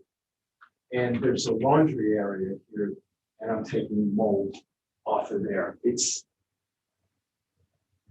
evident. When you say off there, you're talking about molds come through the wall and you can see it on the inside of the house. Yes. Okay. All right. If we start with the value from the sales, 866, you take off 10,500, 500 for repair of the deck, 10,000 for the leak. You get 855, 500. I think we should take off mold. What?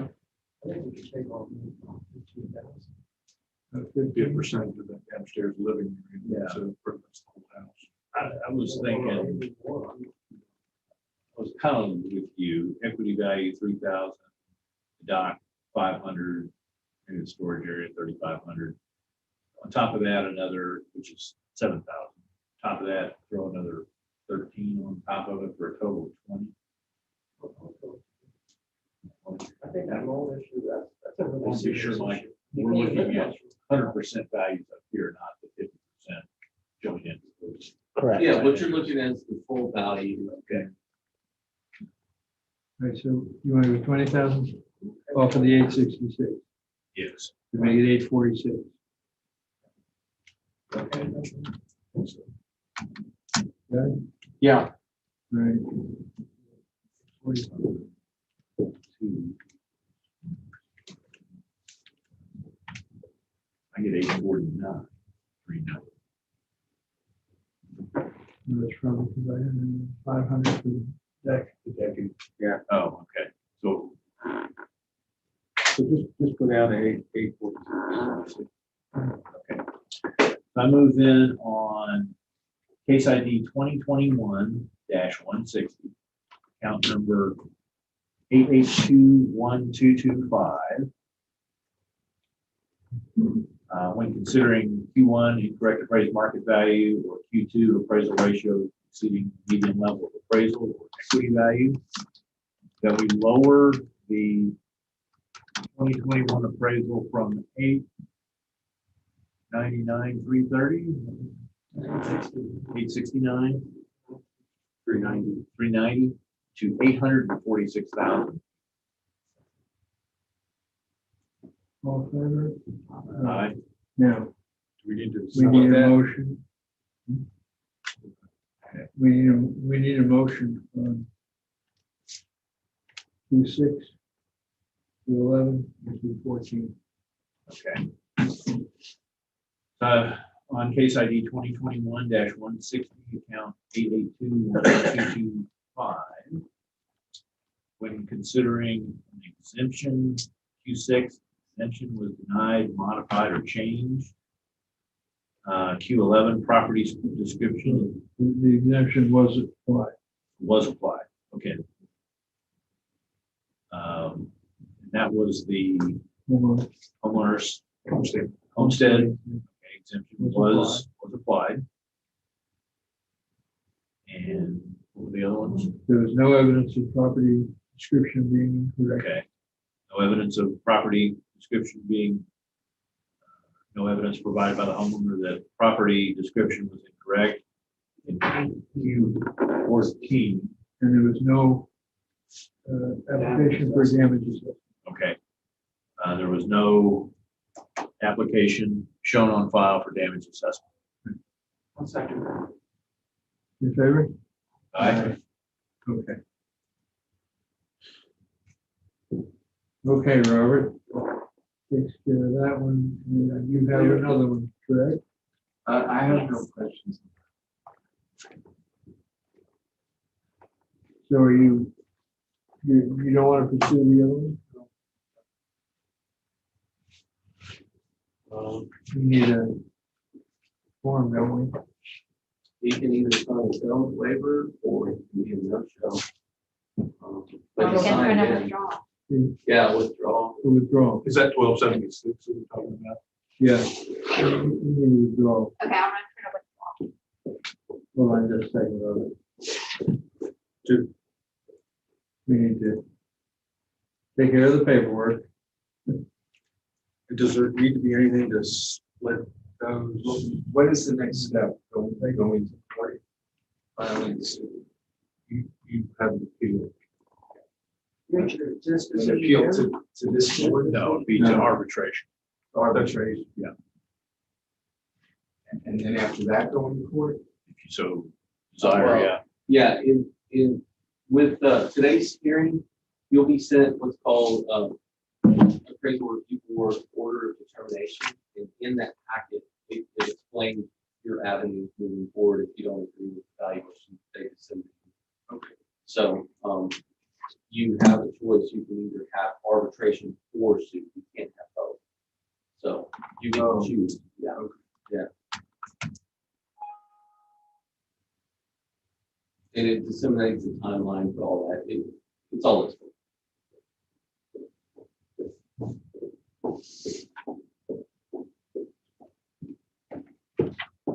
Charlie, was it, nothing needs to be brought up because it's a 50% ownership. No, That's covered.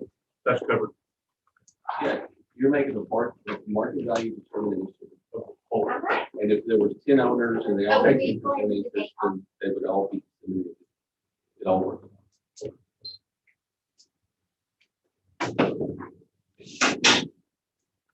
Yeah, any reduction, the other undivided interest owners just benefit from the reduction. Yeah. Thank you, Mr. Gross. thank you, Mr. Gross. I'll give that.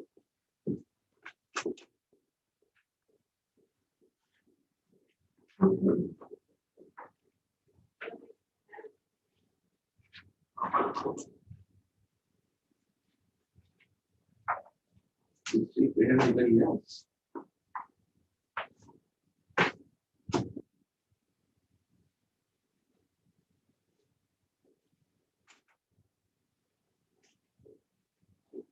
page just to show this. Right. We have a account that we did not receive any type of call in on, but they do have an affidavit. Count or case? The case number is 1429. I will say this showed as settled in our system, but I looked into it. I could not find a settlement statement. I checked with the person who changed it to settlement. There were no values assigned. So everything from what I could determine was that it was closed or status was changed incorrectly and that this case still needs to be heard. We don't know what they agreed on. There's nothing in the system. There's no paperwork to support anything. So my determination is it needs to be heard just because of office staff and I think nothing being able to be produced. Yes, this is the 10 o'clock document. 1429, page 4. What do you think, Mike? You want to check and see if you can find anything? She just did a check. I mean, if she couldn't find a settlement statement signed, then, if you're asking me to check again, I would be glad to. Yes, the settlement statements, a signed settlement statement would be the only other thing, but she said she just checked, but I will do so. What's your name? 31719. I just want to be sure. Sure. We're going to ARB inquiry. And go into images. Okay, go into letters.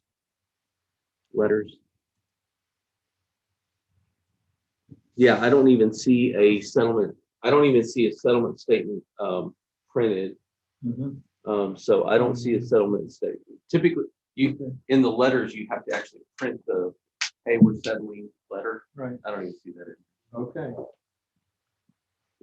This is the affidavit? Yes, it will be by affidavit. Affidavit. They did not specify on their form, their affidavit form, how they wanted to do it. We did not receive a call in, so.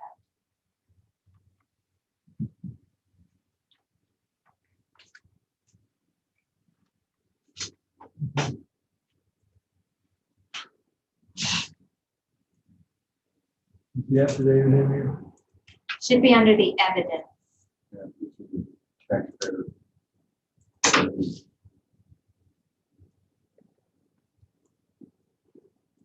That was the one. Yeah. This is 36% increase. That's all it says, yeah.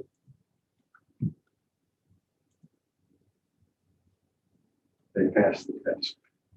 They figured it out. Okay.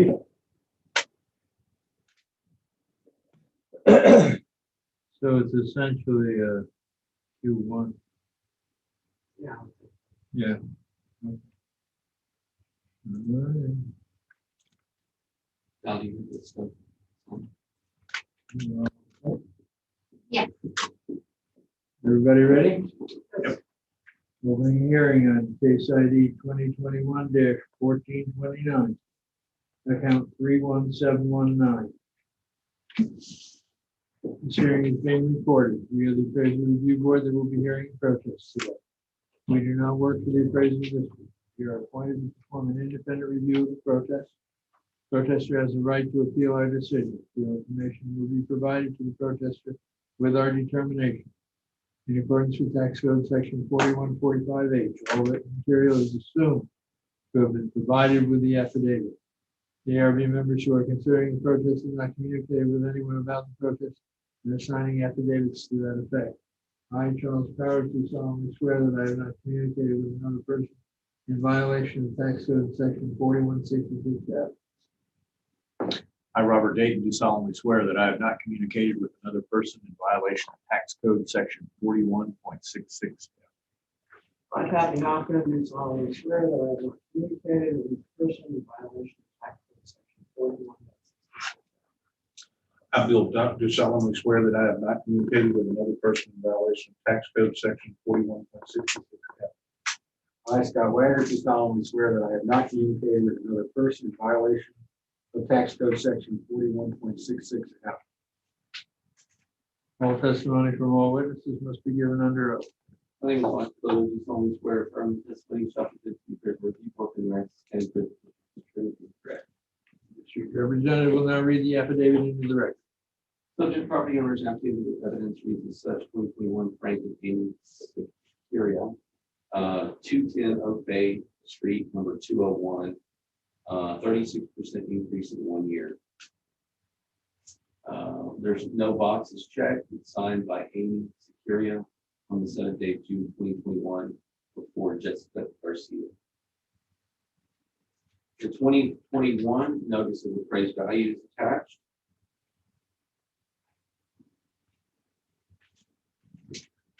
And the protest form is after that. And it just says 36% increase in person. But they provided a property with affidavit.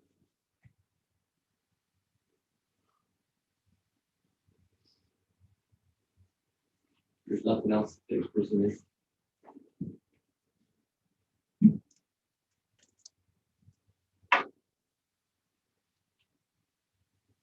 Okay, there's no property owners who crossed the vehicle, so I will go into my evidence.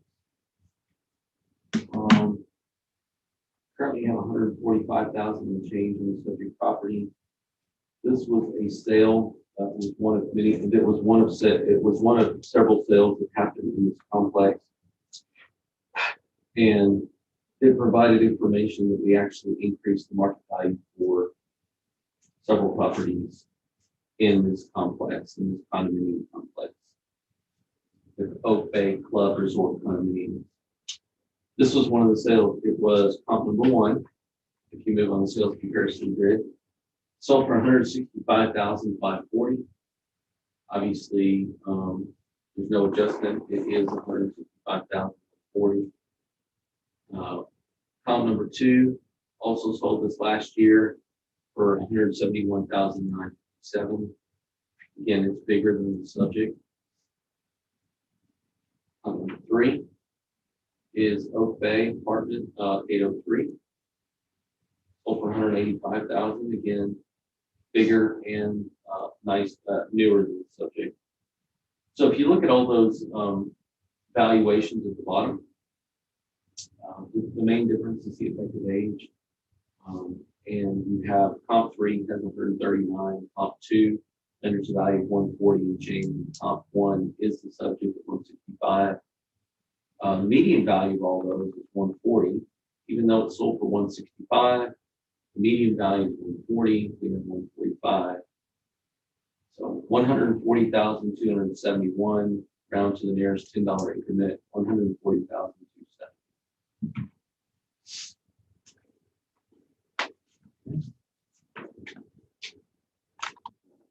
Those ratios are in, if you want to look at it. Why the difference is, oh, okay, it's median value. Yeah, it's a median value. Like if I could just put the 1 comp in there, I would.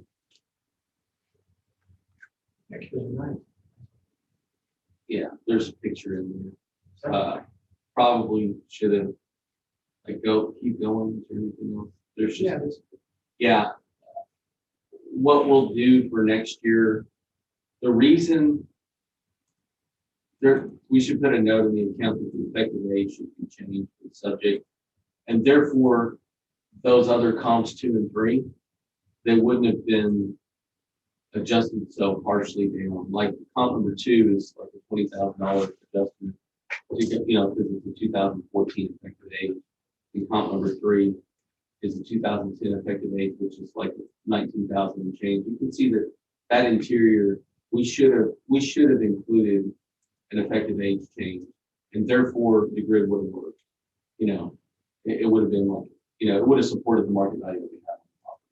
So it's going to probably go up. Okay. Yeah. 140,000. Right, make sure there's a note in the account. Okay. So on case ID 2021-1429, account number 31719, when considering Q1, the market value, I move that we lower the 2021 appraised value from $145,160 to $140,270. Actually, 5, but I don't know if it matters, since we did address it. In Q1, yeah. Second. All in favor? Aye. Don't think it's this year. We're gonna make sure we'll be this.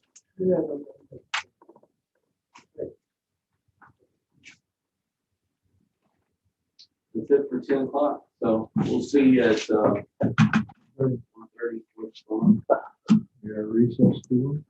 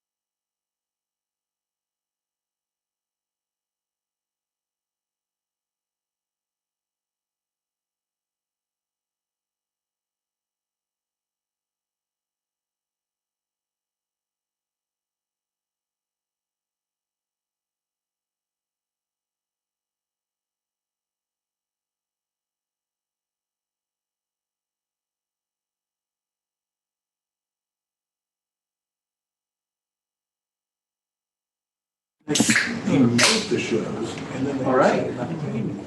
Oh, Okay, Want to go ahead and get started on the hearing? I'll be right there. all right.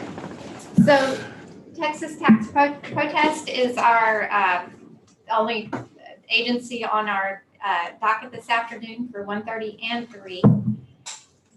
I've got one affidavit for all the accounts, so we'll just swear in once, but we'll have to make a motion on each one. He's not coming. No, they had originally indicated phone hearing. When they sent in the affidavits, they checked, I did not intend to appear. oh, shit. Okay, and we'll do the script once, right? Right. Okay.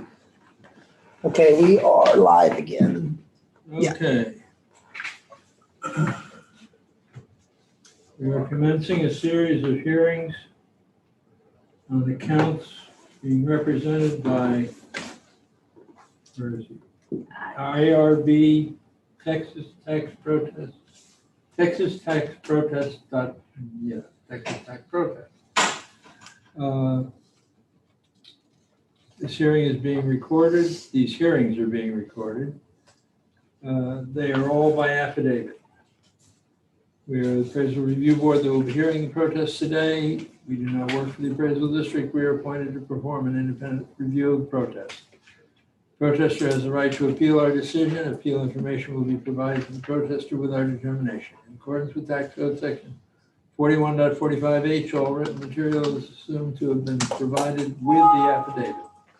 ARB members who are considering the protest have not communicated with anyone about the protest and are signing affidavits to that effect. I, Charles Powers, do solemnly swear that I have not communicated with another person in violation of section Tax Code Section 4166 and am signing to that effect. And I think you have to And I read will- down Yep. the list, Oh, yeah. yeah. Okay, This affidavit applies to the following cases. Case number 893, 894, 895, 896, 897, 898, 899, 1184, 1185, 900, 901, 902, 903, 904, 905, 906, 907, and 1186. Okay. Oops, I'm sorry. Got it? I, Robert Dayton, do solemnly swear that I have not communicated with another person in violation of Tax Code Section 41.66F. And this applies to cases or account numbers case IDs 1575. Maybe I better read the account. No, case numbers. Here we go. 893, 894, 895, 896. 897, 898, 899, 1184, 1185, 900, 901, 902, 903, 904, 905, 906, 907, and 1186. Hi, Kathy Hoffman, do solemnly swear that I have not communicated with another person in violation of Tax Code Section 41.66F. And that pertains to case numbers 893, 894, 885, 896, 897, 898, 899, 1184, 1185, 900, 901, 902, 903, 904, 905, 906, 907, and 1186. I, Bill Duck, do solemnly swear that I have not communicated with another person in violation of Tax Code Section 41.66F pertaining to the following cases. Case number 893, 894, 895, 896, 897, 898, 899, 1184, 1185, 900, 901, 902, 903, 904, 905, 906, 907, and 1186.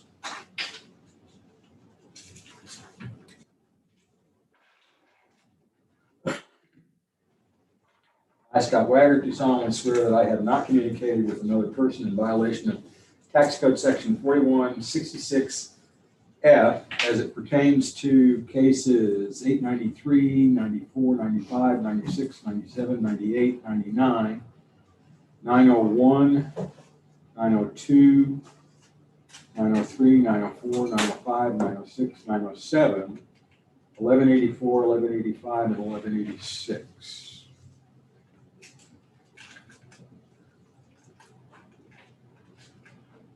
All testimony from all witnesses must be given under oath. My name is Michael Soto. I do solemnly swear and affirm the testimony I shall present to the appraisal review board for the Aransas County Appraisal District is true and correct for the following cases. 893 through 907, 1184 through 1186. Okay, we'll begin with 893. 893. Hearing on 2021-893, account 17712. Okay, I will read the property owner's affidavit of evidence. Michael Raines in Jeanette, 105 Hacienda Heights in Georgetown. The property description is 621 South Magnolia, Rockport, Texas. The things under protest are incorrect appraised market value and values unequal compared with other properties. Does that match the? Yes, it does. I'm trying to bring it up now. Yes, it does match the protest one. Okay. Statement number 5. I agree with the district's market value of $207,160 based on the information provided. I do not intend to appear by person either. I do not intend to appear in the hearing either by person or telephone call. This affidavit and the evidence or argument submitted with it may be used for my hearing if I do not appear at the hearing. County of Aransas, Sarah Taylor, LaFleur, Notary Public, Elizabeth. I can't say that last name. Elizabeth. Nice. Okay. That is the subject property owner's affidavit of evidence for the aforementioned case.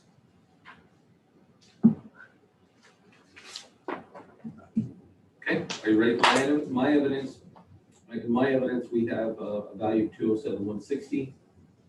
Market value that we show reporting the sales is $208,951, supporting the valuation of the $207 and change that we have on the subject. And from an equity standpoint, we have $217, again supporting the valuation of $207,160.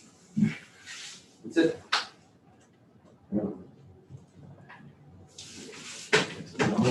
There is no discussion here. Yeah. There you go. Okay.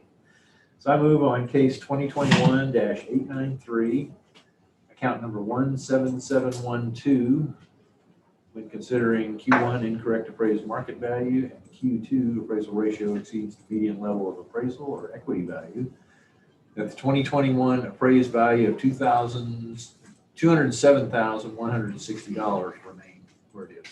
Second. All in favor? Aye. Hearing is closed. Opening hearing on case number 2021-894, account 17780. Q1, Q2. I'm still sworn in. The account is 17780, Ronald Chen, 3407 Greystone in Austin. The property under question is 615 Water Street, in Downey and Mathis subdivision.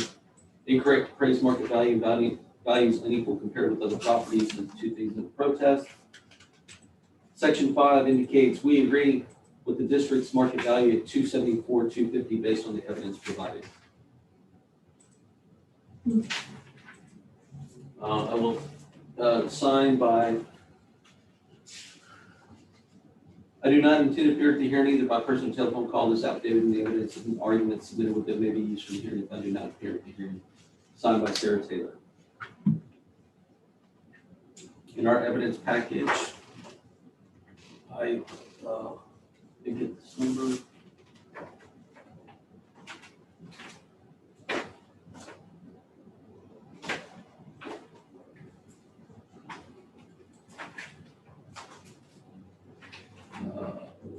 17. This is at the 130 docket.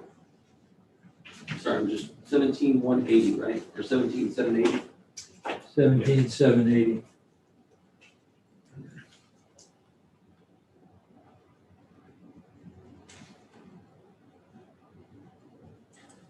For the record, the subject property is at 615 South Water Street.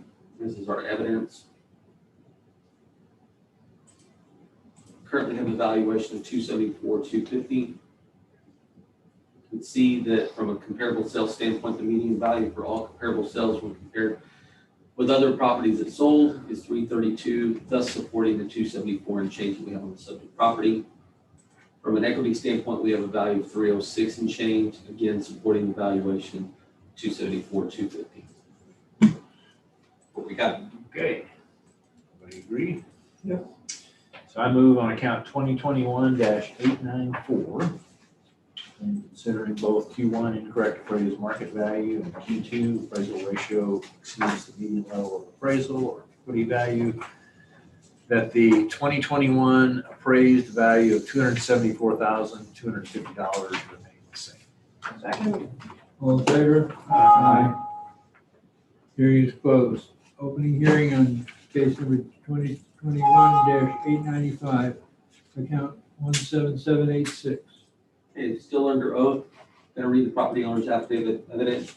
17786, Ronald Chin and Bianca Montelo Ching, 3407 Greystone in Austin, Texas. The account under protest is 614 South Austin Street in Dowdy and Mathis subdivision. Incorrect appraised market value, values unequal compared with other properties. Section 5, we agree with the district's market value of 156,880 based on the evidence provided. I do not intend to appear at the hearing either by person or telephone call. This affidavit and evidence and or argument submitted with it may be used for the hearing if I do not appear at the hearing. Okay, going into my evidence, the subject is 17786. We currently have a valuation of 156,880. You have pictometry after that, and then the two things in the protest is market value. You can see with our market value, we currently have a valuation of the median when appropriately adjusted of 166,795, which supports the valuation of the 156 and change that we have on the subject.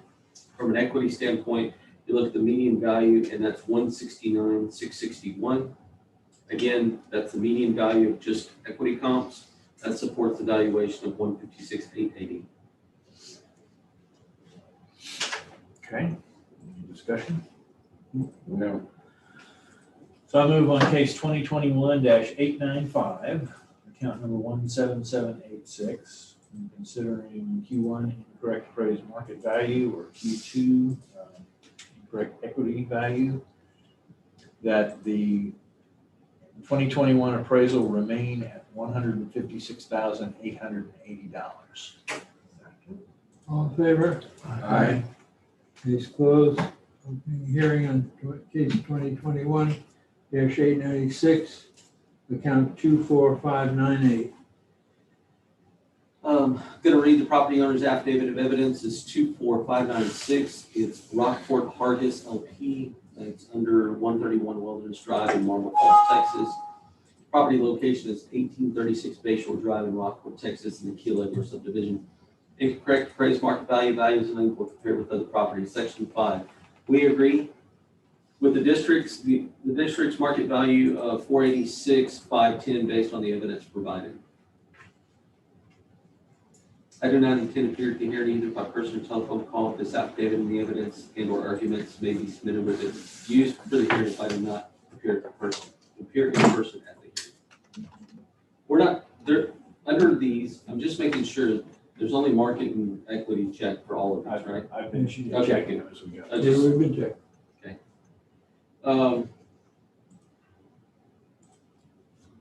It says, we agree with the district's market value of 486,510 based on the evidence provided. Mike? Okay. This, I will say that, that they made a statement that they agree with our value, but the value is different. Is that what you're going to say? It Yes. is? I don't think so. 46,510. No, it's okay. 46,510? 24,596. Thought we were on Five. 896. No, 24,596. Oh, I'm sorry. Yes. 46,510. We're okay. Never mind. 24,596. Right? Yes, that's the account. I got a little mixed up because there's another one called 24,956. And so I was looking at different. It's age. Second thing to go. For the record, subject property is at 1836 Bayshore Drive. We currently have a valuation at 486,510. On the next page is the pictometry imagery. From a comparable sales analysis, you can see the median value is 506, which supports the value of 486 that we currently have from a comp equity standpoint. The median value of just equity comps produces a value of 497, again, supporting the value of 486 and change of on the subject. That's all we have. Okay, Was there anything that you need? No, we're okay. so I moved on case 2021-897, account number 24596. It's 896 is the one. No, Oh, I'm sorry, all right, you're right, mixing that up. 2021-896, account number 24596. When considering incorrect appraised market value Q1 or Q2 equity value, that I move that the current 2021 appraised value of $486,510 remains.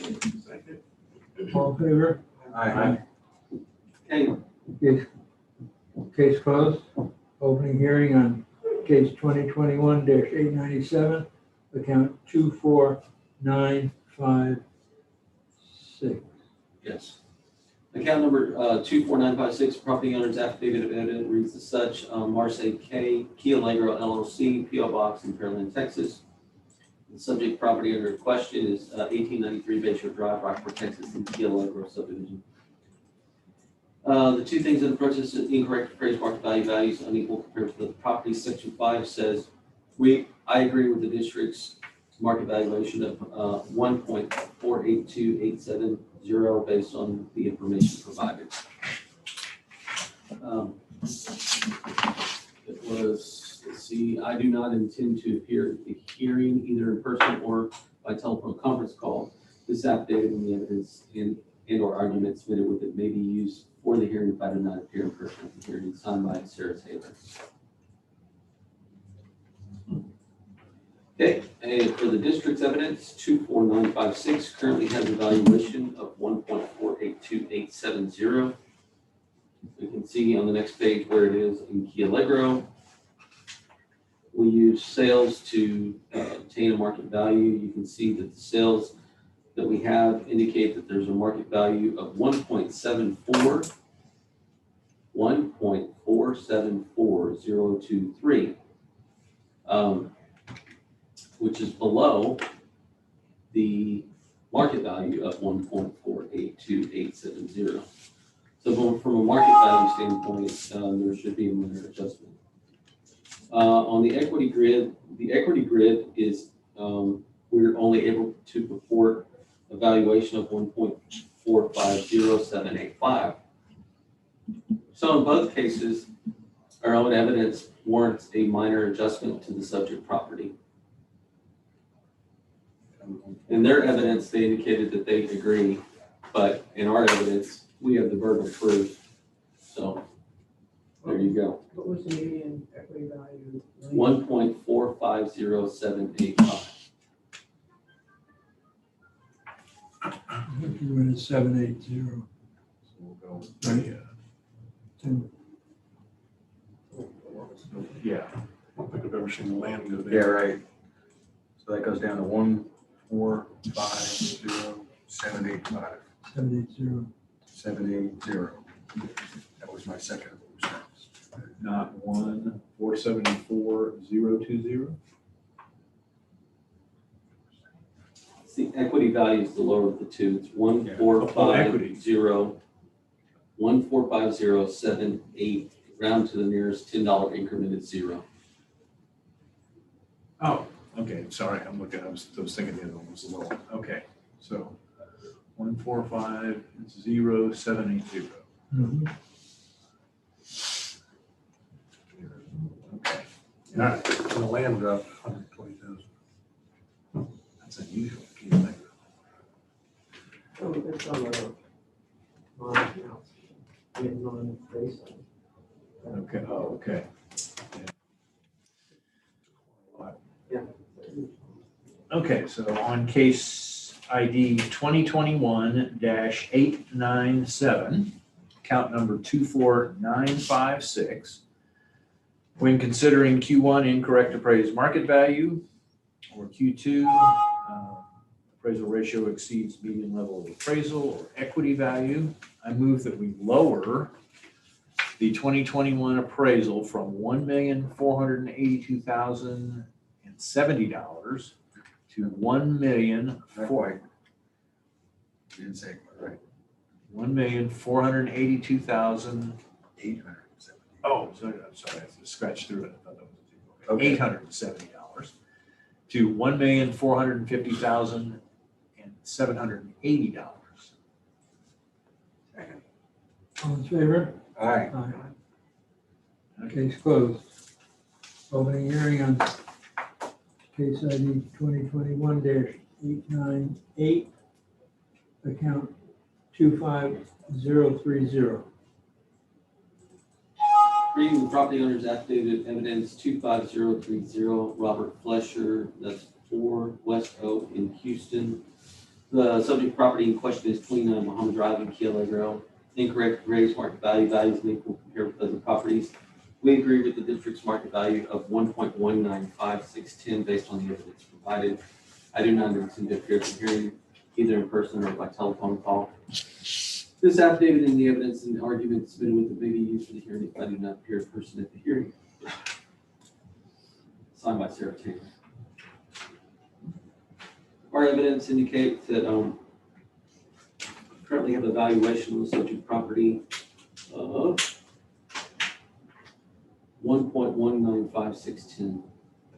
On the next page, you can see the pictometry imagery from a sales comparison standpoint. We used sales in that Keel Agro area, the median value of which renders a value of 1.250500. Again, that supports the subject property's market value at 1.195610. Comp equity, we have, these are not necessarily sales. This purports a value of 1.202330. 1.202330. Again, that median equity value supports the value of 1.95 and change that we have on the subject.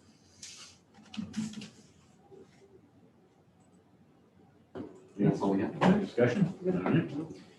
So on case ID 2021-898, account number 25030, considering Q1 incorrect appraised market value or Q2 incorrect equity value, I move that the 2021 appraisal remain at its current level of $1,195,610. All in favor? Aye. Hearing is closed. Opening hearing on case 2021-899, account 25061. Okay, the affidavit, property owner's affidavit of evidence is 25061. Clayton Reeser, this is 19 Catalina, the property under question is 19 Catalina Drive, Rockport, Texas, Keel Agro.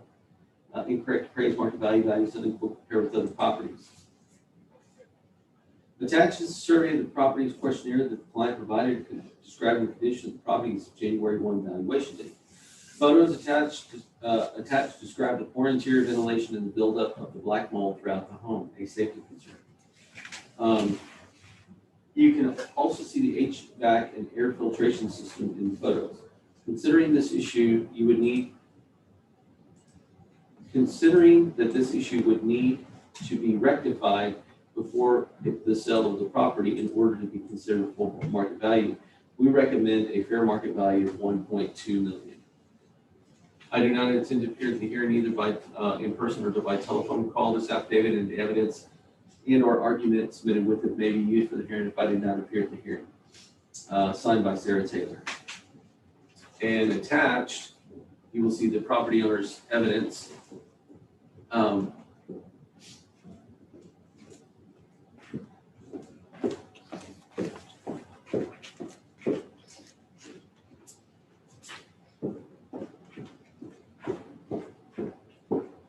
These are the pictures attached.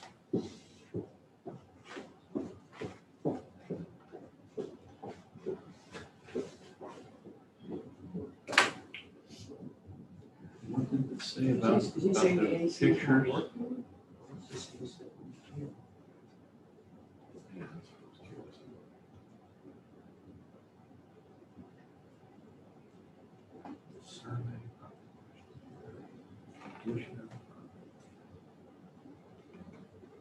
Says the photos attached describe poor interior ventilation and buildup of black mold throughout the home. You can also see the HVAC system and air filtration systems in the photos. Considering that this issue would need to be rectified before a sale of the property in order to be considered full market value, we recommend the fair market value of 0.2 million. So I'm looking at these pictures and It's not seeing mold. I mean, I see some mildew, but I don't see any. Dust coming out of the registry. Yeah, right. I'm not seeing. Picture number 3, I think it looks like it's a ceiling fan, pipe. I think there's a ceiling fan. That is. Floating Yeah. tape.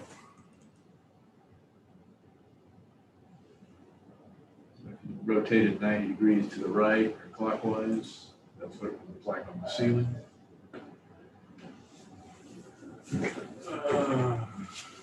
Yeah, there's a little bit there, but Doesn't look like it's bad. yeah. Not too really. No, $1,000 worth. I don't usually see it until it's worked its way through the wall. It hasn't come out yet. It Well, may be in there, but it's not showing. At least it is. yeah, the one picture that shows it is that one with ceiling fan pipe, and it's interesting that it's very circular around where it hangs. Where else do you say the mold? He showed some air conditioning ducts, but that wasn't clear that that was mold as opposed to just. Well, that's what he's claiming, but I'm not seeing that in these pictures. What I'm seeing is just a little bit of mold, but might require a little bit of remediation. And I'm not, also the AC, the outside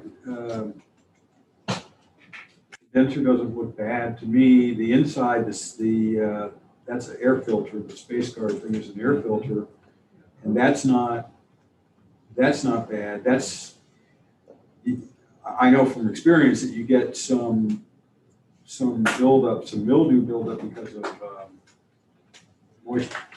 moisture from AC. Right. Humidity. So the only mold issue that I can see per se is possibly around that the ceiling fan. Well, let's hear what you have to say. Yeah, there's not the subject property owner or the agent to cross-examine, but in looking at some of these pictures, if you'll go back to the circular one, the reason that I think that it appears to be circular, it appears to be a bearing oil, like, you know, how those hang. Yeah, I guess that's. It's not necessarily, you know. But there's nothing Yeah. mechanical there, Mike. Yeah. It just It hangs. just hangs. But it does go like this, it moves, you know, kind of like this, and it sometimes they sling. Mhm. Having said that, the subject property is currently at like 1.4. I do not see $200,000 worth of damage here. So I'm gonna go ahead and present my evidence. The subject property currently has a valuation of 1.441720 million. The thing that's interesting about this, about market value, this thing sold for 1.35 back in 7 years ago. We're not even $100,000 away from that 7 years later. Having said that, the burden of proof lies with the district to prove market value. The subject is 19 Catalina, currently has a valuation of 1.441720. You can see with the market sales that we have here, when they're appropriately adjusted, renders a value 1.465156. From an equity standpoint, again, these are not necessarily comps. They're just, these are not necessarily sales. They're just other comps. They produce a value of 1.517868. Again, both of those values support the market value we currently have on the subject property. Subject property owner's agent has provided some information in relation to the damage associated with the subject property, and they're indicating some different things. If the board wanted to adjust for some minor thing, they could, I guess. They put in a value. Yeah, 1.2. They just said that they believe that it should be 1.2. Without a water gauge, moisture gauge reading, it's part of the evidence. I don't think it deserves anything. Or an estimate from HVAC, an air conditioning company of the complete system, because a complete system in a house that big could cost that, Maybe $20,000-$30,000 to replace that, or more. yeah. And when it comes to mold remediation, I say we want to toss them a few $1,000s, but if it truly was, I'll just say a bad case where sheetrock insulation they came out, I'd want to see an estimate on that. I don't know if they indicated enough pictures to warrant ruling us that there is not much mold. The AC is not filtered, whatever the technology was. I don't see it. It's got a fabulous location. There's no estimate to fix it. No. There's no moisture gauge readings to say that there's moisture behind the wall that has yet to come out. And when did this happen? Next door neighbors want to build it. Right, if this happened. If it happened to Harvey, it would have been out by now. The whole house would be flat.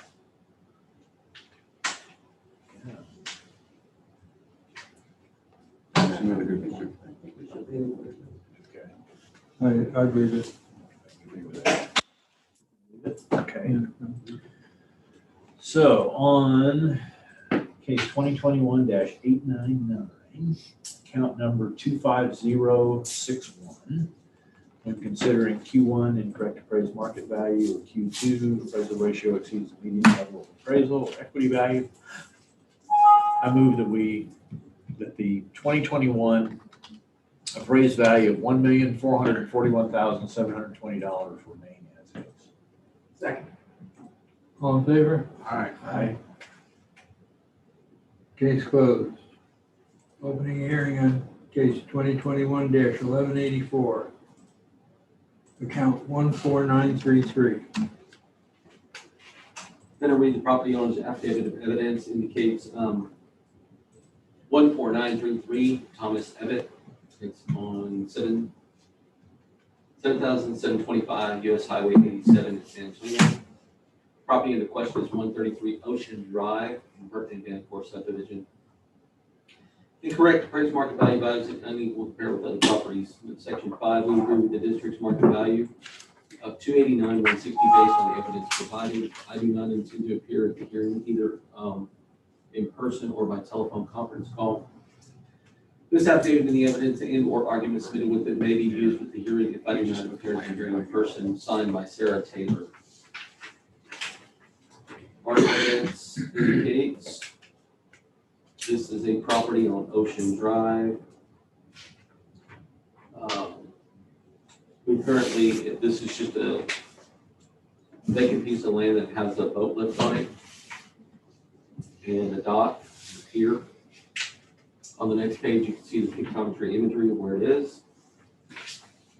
On the next page, you have a comp sales grid indicating that the median value of all those comparable sales have a valuation of 302, 450, supporting the 298 and change that we have. From a comp equity grid, we're just trying to pull other properties on Ocean Drive. Again, we don't have very many vacant land pieces on Ocean Drive. So we try to pull one, we pulled one that was vacant, and you can see that one's appraised at 295. The only difference is the piers and the docks and things like that. So that one purports a value of 298,430. We currently have a value of 298,440 for the median value. So What was the median value on sales? 302. Oh, okay. That way it was 295.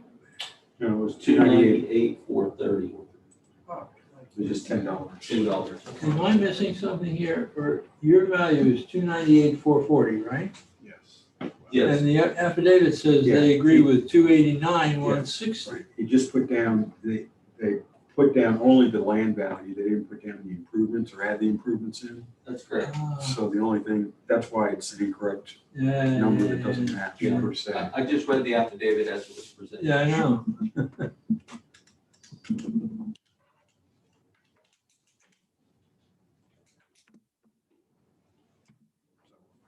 Okay, so your 9280 number for your improvements, Mike? Yeah. Is that the 6870 times the 1.35 Yes, should be. neighborhood adjustment? Okay. I get 92.7, okay, yeah. Well, I get 92.75. Rounds to the nearest $10 increment. Okay. Okay, gotcha. All right. All right, From our equity standpoint, you should make an adjustment. of $10. Well, actually, it's $440.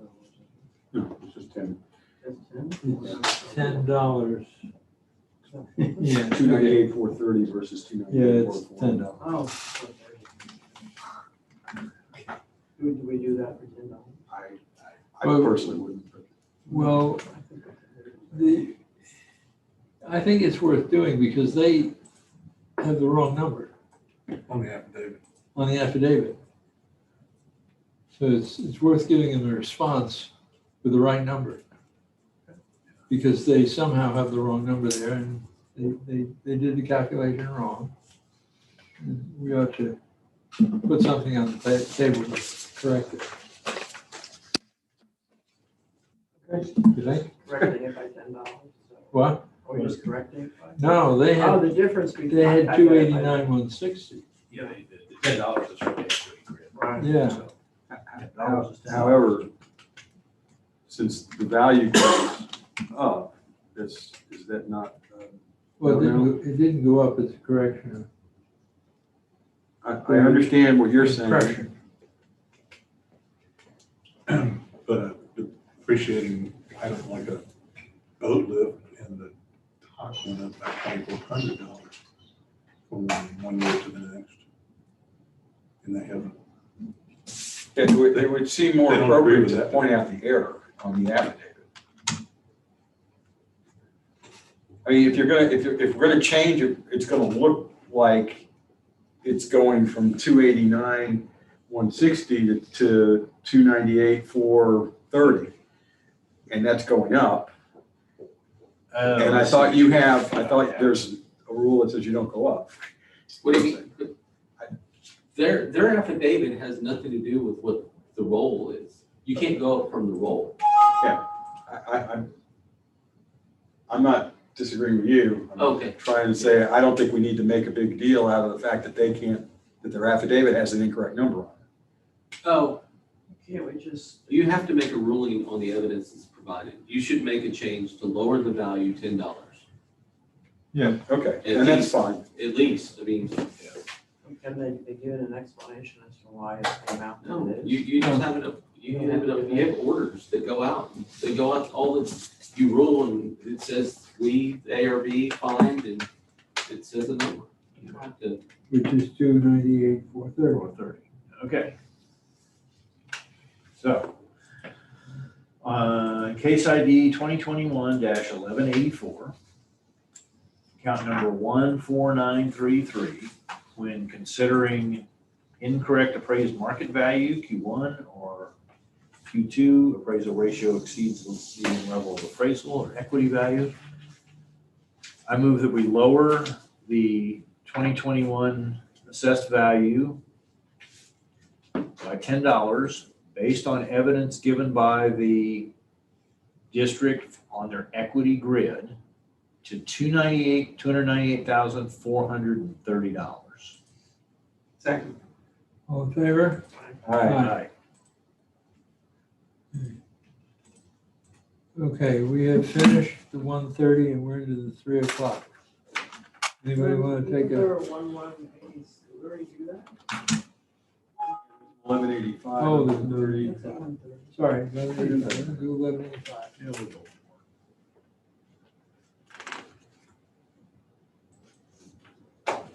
Opening hearing on case ID 2021-1185, account number 26761. reading the property owner's affidavit of evidence 26761. Thomas Ebit. The property in question is 1001 East Corpus Christi Street, Rockport, Manning Block 30. Incorrect appraised market value values and equal compared with other properties. Section 5, I agree with the district's market value of 282,470 based on the evidence provided. I do not intend to appear in the hearing either in person or by telephone call. This affidavit and the evidence and or argument submitted with it may be used for the hearing if I do not appear at the hearing. Signed by Sarah Taylor. Our evidence indicates that we currently have a valuation of $282,470 for a house off of East Corpus Christi in the Manning subdivision. The next page is the pictometry imagery. You can see this is 2 blocks off the water, or a long block off the water. This is in that South Rock area. Other sales indicate the median market value is 282,692 when compared with the subject, again, supporting the value of the 282,470. Looking at the evidence from a comp equity standpoint, these are not necessarily sales, they're just other 4FBs in the area. That renders a value of 282,699, again, supporting the valuation of 282,470 that we have on the subject property. That's all we got. So in case ID 2021-1185, account number 26761, when considering Q1 incorrect appraised market value or Q2 appraisal ratio exceeds the median level of appraisal or equity value, I move that the 2021 appraised value of $282,470 remain the same. In favor? Aye. Okay, now, 5-minute recess. Can we check the affidavits that we signed? Because I had not written down 900. Mike actually said 900 and when he was talking about the cases. And I don't know that we actually said 900. I don't see if it's on the sheet. Oh, okay. 900 what? The case number 2021-900. It was on there, I said it. It's on here. Oh, it is? Yeah. Right there. Okay. Good. Did we read it? We haven't gotten to it yet. We'll get to it. Is that at 3 o'clock? Yes. Yeah. 3 o'clock. Okay. Thought I caught him as he was doing it.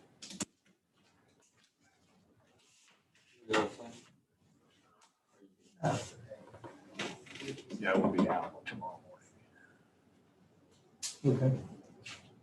I think everybody else will be here. So.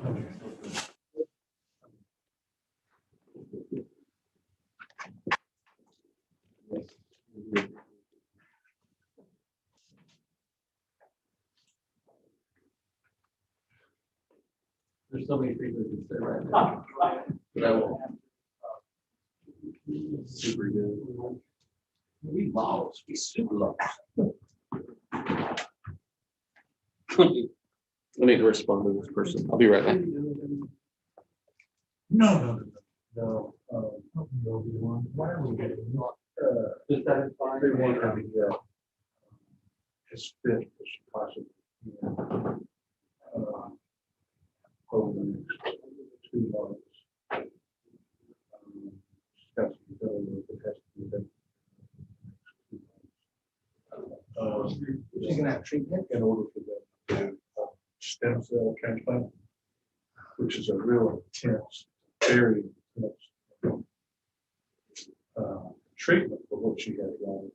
Yeah. And essentially what they do is they, through the current program that she's on, they get the bone marrow, blood cell, the cell inside of the bone marrow, down to as and you get the myeloma cells, which are cancer cells, as few as possible. She started, she got 80% myeloma cells, and only 15% or 20% good blood cells. And they were eating their way out of things, which is causing a bunch of like rats for sure. So they've taken all the way down to as low as the hospital gets current treatment. Once they do that, they bring her in and they give her those heavy duty chemotherapy through the IV drip, which is it's absolutely devastating. It kills everything. It kills everything down to the first vaccination. So it kills. Prior to doing that, they extract her stem cells, putting them basically on a. Basically, they put it on a. What's it? They're not going to clean the blood. You got to extract enough for 2 transplants. And put the rest of it back in her blood. Yeah. And then she has to like be in a very clean environment for about 2 weeks. At which time they kill her system completely. No. They put you in a room, right? And- They kind of like lock you in a room. Yeah, I think. They like tell you to bring your own magazines and stuff. Yeah, we ain't got that far. Yeah. My father-in-law had to have some treatment like that, and they made him do his teeth first. And, yeah, Did y'all just do this one or are you about to do this one? but they, yeah, then they put that her own stem cells back in. Which They will disagree. hurt some of the good cells, but there will be so many good cells that you can't see them out of the cells. And it keeps them, and it keeps them, at bay for 10 years. But they keep Go through the accounts and let's get them the settled. other stem cells frozen. So if they need to do the surgery, then they have adequate stem cell. And it was very good news. The problem with Cindy. Well, she's been to the treadmill. Fell off how to get herself healthy.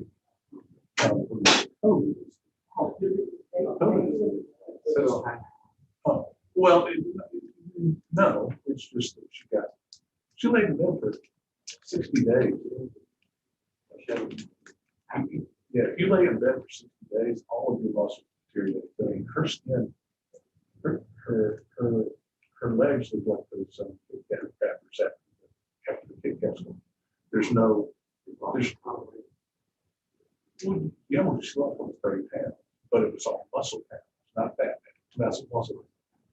And she ate just little bits and pieces of things because she wasn't moving. Nurses were having her rotate her. She couldn't even move. So that was pretty cool. And because she lost all of her strength, she's had to fight it. She didn't let her walk. She couldn't walk.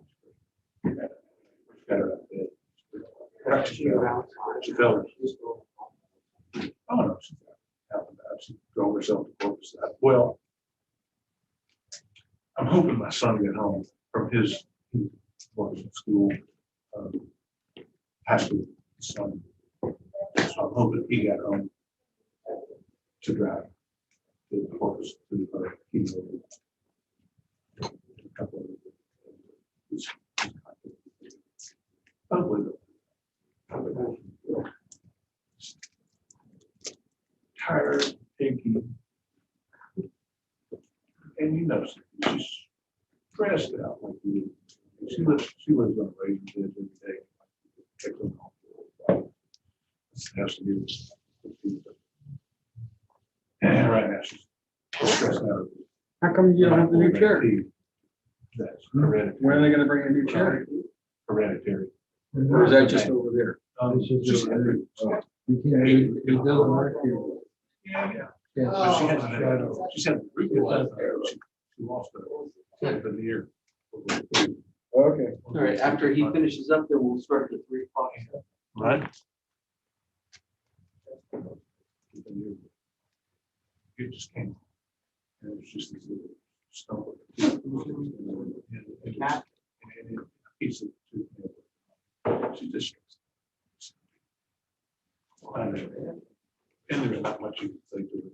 Feel. You can say verbally. Quit worrying. Okay. Tell me how.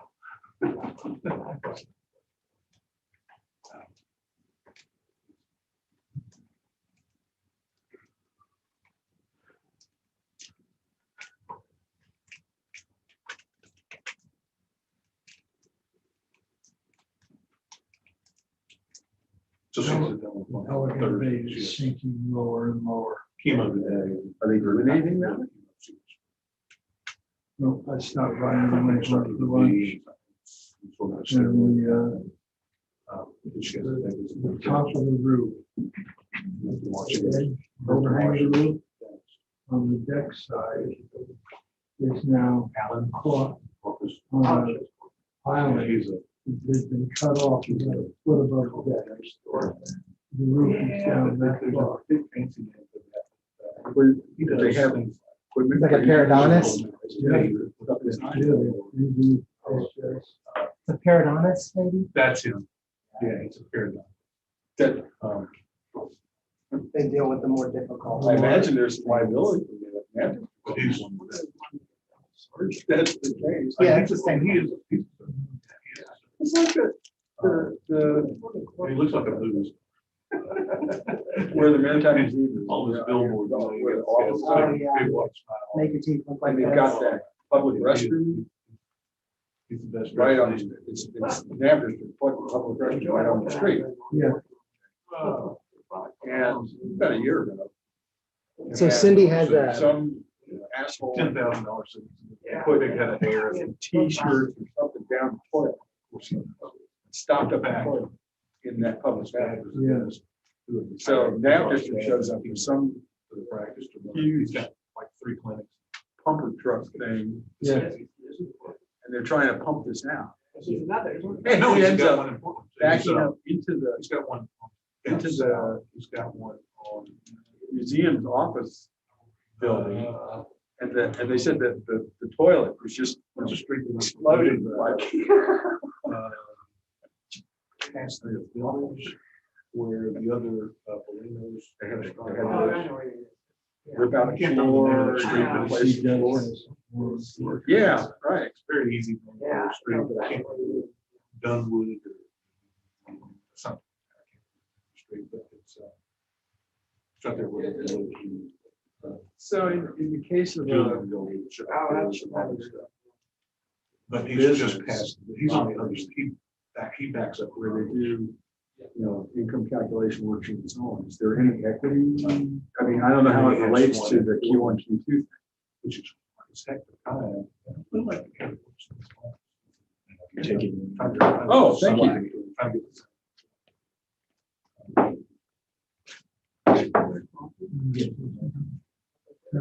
Here, you can take it black?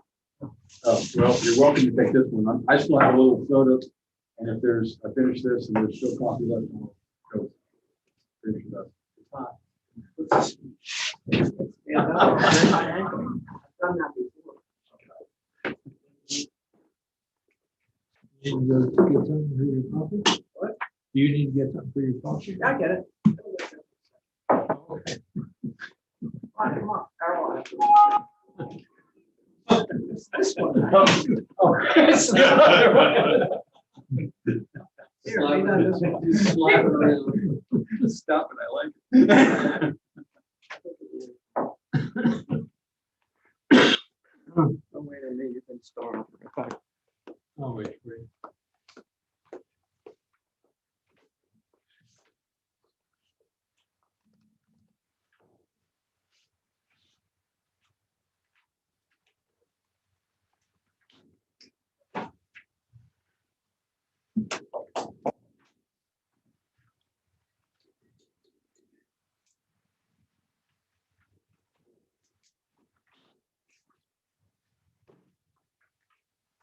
So that's what we'll be back.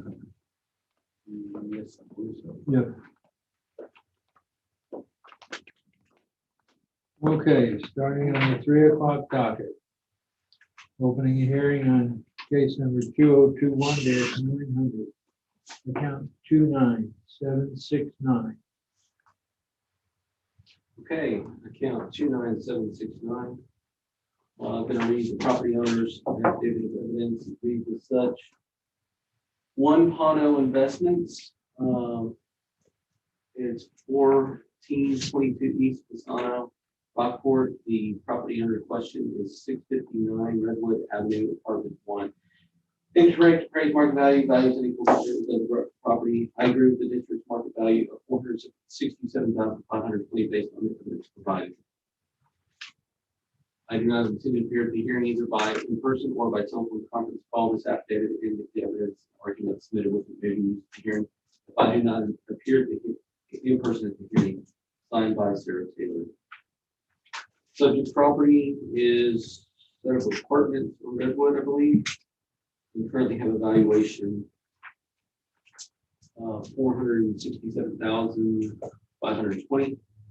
You can see that this is an income producing property. The income calculation worksheet indicates a valuation of $467,520. And you can see the income equity grid using that same vacancy lease rate, the NRA and lease rates, cap rates provided right there. So that is the evidence provided by the district. This is the actually one that actually went down this last year. From last year. Went from 480 to what you have now. Okay. So I have just an operational question. I mean, I don't disagree with anything. This is a business property. You present an income equity grid. An income calculation worksheet, which is presenting the market value. Okay, so that's the market value. That's the market value presentation. Okay. And then the income equity grid just shows you that other properties of this type, you see the expenses where they're all $54.44. We're just telling you that we're using the same methodology for all of these types of properties. Yeah, I was just trying to relate to Q1, Q2 as terms of Q1 is supported with the income calculation worksheet. Yeah. And then Q2 is the income equity grid. Got it. Thank you. Okay, so on case ID 2021-900, account 29769, when considering Q1 incorrect appraised market value, Q2 appraisal ratio exceeds median level of appraisal, equity value. I move that the 2021 appraised value of $467,520 on this property remains the same. All in favor? Aye. Hearing is closed. Opening hearing on case 2021-901, account 31107. Subject property owners affidavit of evidence for 31107 reads as such. Timothy McKinney is 1111 Oak Street. The subject in question is 1111 Oak Tree Drive, Lockport Country Club. Incorrect appraised market value values of unequal comparable properties. Section 5 indicates I agree with the district's market value 403,887 based on the evidence. Well, yeah, that's, 408,350. I'm trying to. 403,887 is what they, I'm just reading the property. I have to read this. That's- Yeah, okay, I just want to clarify. I have to just read this word for word. Okay. And then when I'm done with that, then we can talk about whether it's right or wrong or, you know. I do not intend to appear at the hearing either in person or by telephone conference call. This affidavit and the evidence and or arguments submitted with it may be used to hear. If I do not appear in person at the hearing, signed by Sarah Taylor. Okay, now in my evidence, subject property is Rockport Country Club, 1111 Oak Tree. We currently have a valuation, a market value valuation of 408,350. The number that they indicated was 403,887, which is the assessed value that has to do with them having a cap loss associated with an exemption. But the market value is the thing under question, the 408,350. Okay. On the next page, you can see pictometry imagery. Comp sales grid indicates the median value of comparable sales within the Rockport Country Club subdivision of 450,872. You can see that supports the valuation of the 408 that we have on the subject. On the comp equity grid, the median value is 413,686. These are other class 6s in and about the subject property owner's area.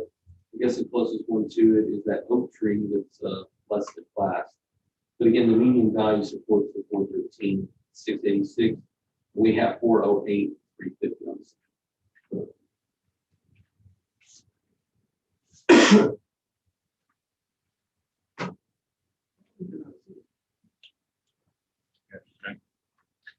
So on case ID 2021-901, account number 31107, when considering Q1 incorrect appraised market value, Q2 appraisal ratio exceeds the median level of appraisal, equity value. I move that we keep the 2021 assessed market value at its current level of $408,350. In favor? Aye. It's closed. Hearing on case ID 2021-902, account 31633. Reading the property owner's affidavit of evidence 31633, Wayne Christian, property owner protest 472 of Vesta Drive, Rockport, Texas, and the Rockport Country Club. Incorrect appraised market value values in the properties. Section 5, I agree with the district's market value of 377,190 based on the evidence provided. I do not intend to appear at the hearing either in person or by telephone conference call. This affidavit and the evidence and or argument submitted with it may be used for the hearing if I do not appear in person at the hearing, signed by Sarah Taylor. Our evidence indicates that this is the Rockport Country Club property at 472 of this drive, currently the valuation 377,190. The next page is pictometry imagery. From comparable sales, you can see that comparable sales that we have on the subject, the median value is 388,604, which supports the valuation of 377,190 that we have on the subject. From comp equity, these are not necessarily sales or other 5MBs. indicated about the subject property owner's neighborhood, which is Country Club. This supports the value of $377,790. Again, that supports the value of $377,190 that we have. So we got. So on case ID 2021-902, account number 31633, when considering Q1 incorrect phrase market value or Q2 appraisal ratio to median level of appraisal or equity value, I move that we keep the 2021 appraised value at its current level of $377,190. Second. All in favor? Aye. Case closed. Opening hearing on case 2021-903, account 53778. Account 53778, Robin Morton. The property under protest is 1117 Wood Street. Incorrect appraised market value values and unequal compare with other properties. I agree with the district's market value of $245,310 based on the evidence provided. I do not intend to appear at the hearing either in person by telephone conference call. This affidavit and the evidence and or arguments submitted with the hearing if I do not appear at the hearing in person at the hearing. Signed by Sarah Taylor. Our evidence indicates this property at 1117 Wood Street. This is in the Rook Edition or Rockwood area. Currently have a valuation of $245 and change on the subject. From the comparable sales analysis, you can see that the median value is $273,131, which supports the valuation of the $245 and change that we have on the subject. Moving into the comp equity grade, these are not necessarily other, these are not sales, but there are other properties in and about the Old Rockport and hotel reserve areas. You can see that the market value of 251, 253 is the median value of those comp equity properties and support the valuation of the 245. There's also a sales ratio report attached. That's all we got.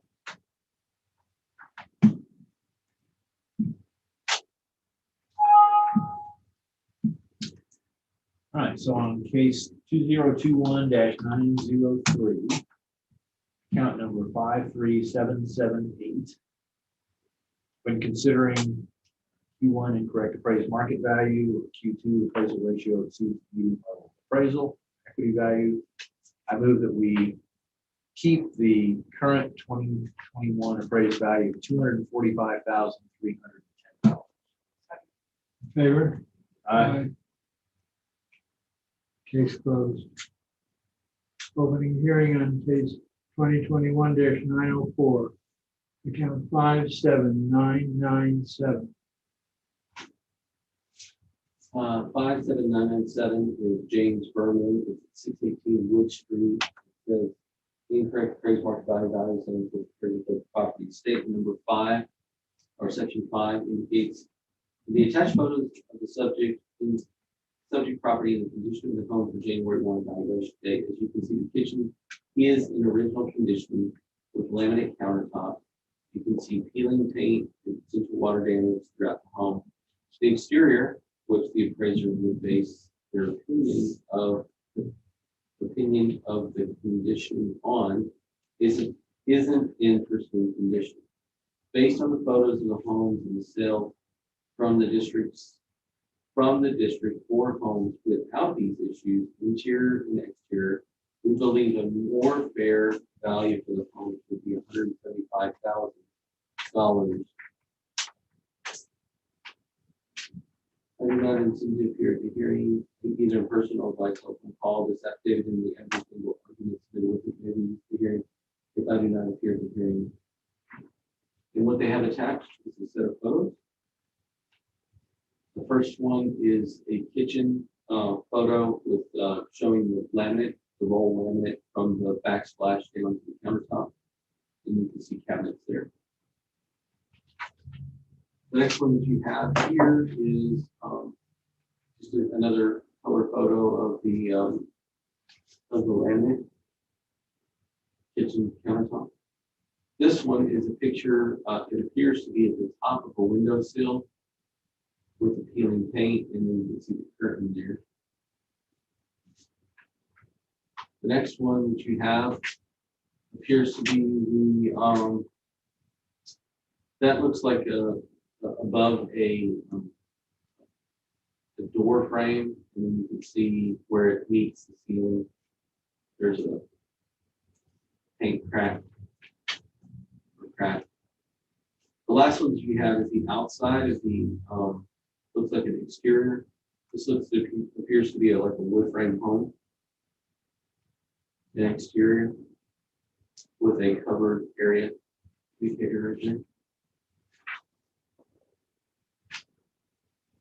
Okay.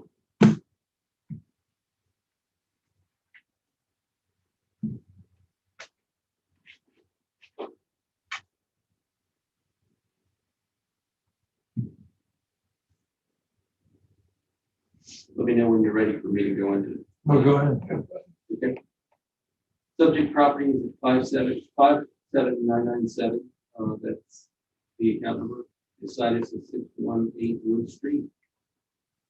It looks like this thing sold for $251 back in 15. We currently have a valuation of $223,390 on the subject. It's in the old golf court subdivision. On the next page, you can see the concrete imagery of where that lays and where that is. Is that a big building behind there? Is that a? Yeah, that's the old Days Inn, which is now the Sun. Oh, there, right Yeah. behind the property. Oh, that's, the one in front is the restaurant, Arandas. Oh, wow, oh. That's Arandas, and then to the right, that long white thing. Yeah. Is the old Days Inn, which is now the Sun something hotel. And then the property right here, yeah, the property right here, these little cottages and this are all like rentals, and then this is the house. It's a VRBO rental. We got a friend of mine. Had it a couple years ago, at least it was. Got it? All right, so that's the location of the subject property. Comparable sales in the neighborhood.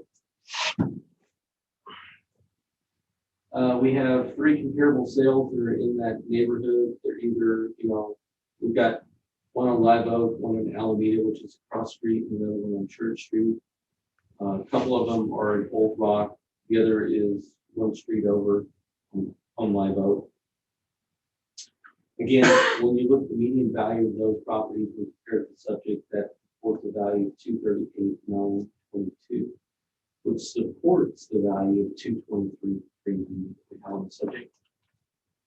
From an equity standpoint, you look at these are not necessarily sold, just other 4s in the area, and you can see that the median value of those is $239,388. Again, that supports the value of $223,390 house. Old Rock was an area that had a lot of change this year. So there's a sales ratio report including.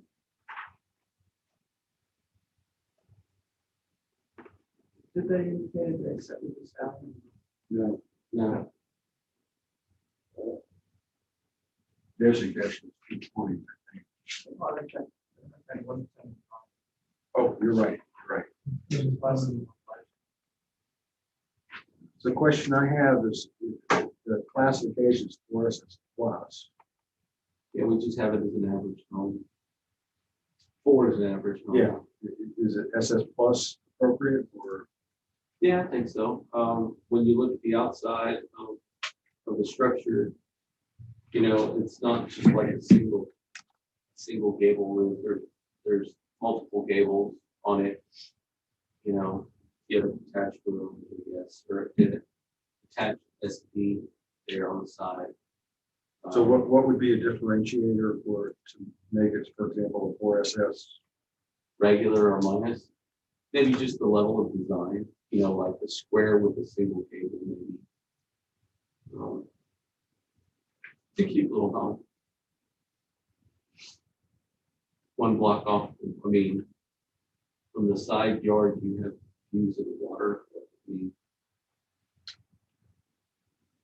On the other hand, if you look at the bottom of the pictures, there are check boxes for if applicable. One is busy road, heavy traffic area, one is commercial industrial, one is parking lot, and the other is abandoned home across the street. That land right behind it, that's the parking lot. for Aransas. Parking lot for Aransas, yeah. For sure.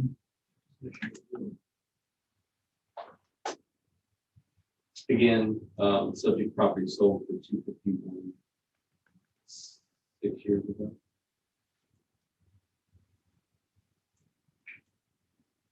It's still well within range.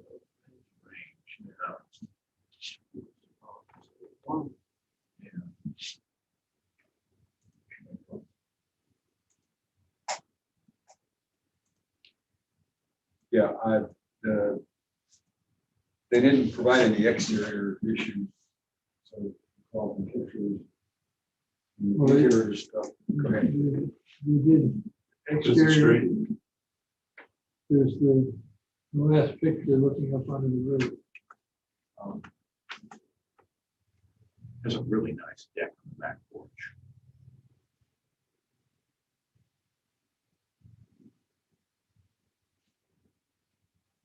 The soffits are all around it. Oh, on top. Yeah. They're open, look like open soffits with the press board Yeah. from the roof decking, you know. Mhm. What do you think, Charlie?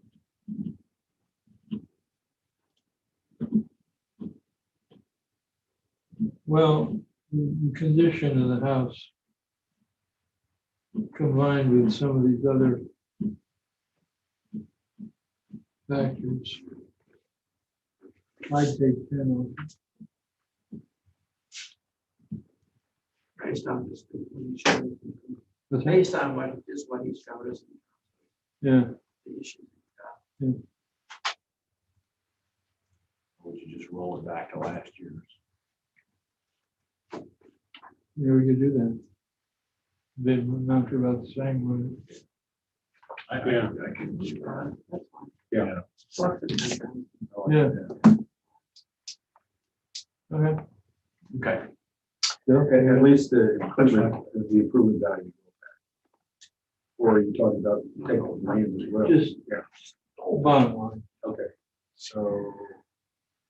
Okay, so That's in the improvement. There's an adjustment to the improvement. it's an improvement. Do we want to couch it? Well, that's what they provided evidence. Oh, Yeah. okay, that's true. Okay. There's improvement, yes, there. Question here. Okay.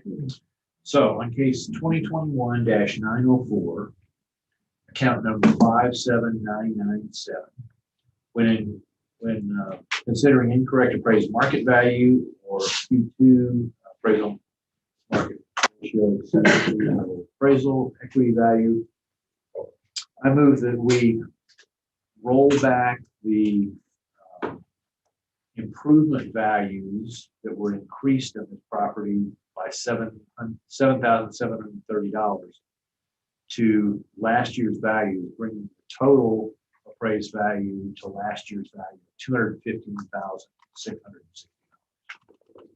Second. In favor? Aye. Aye.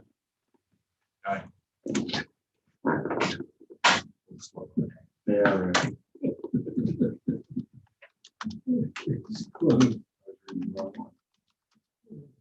Open a hearing on case number 2021-905.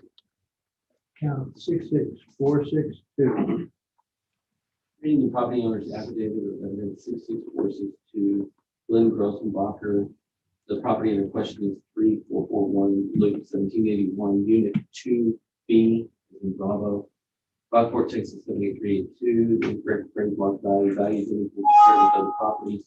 The attached documents are provided by the homeowner. The photos represent the loss of panoramic view of the water, which was a huge selling point to the house.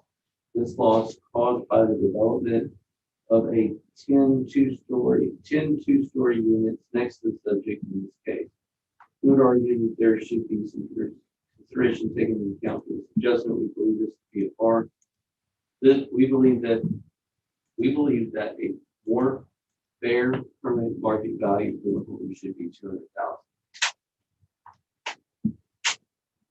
And attached. Oh, I do not intend to appear at the hearing. Either in person or myself will call this affidavit and argument may be used for the hearing if I do not appear in person at the hearing. It's not necessary to do it.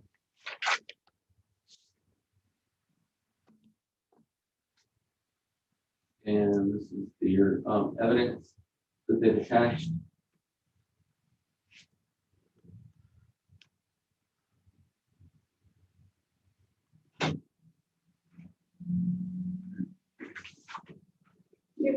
I know where there's spot there. Can you show the whole schematic of that? I can see one. Zoom in one time.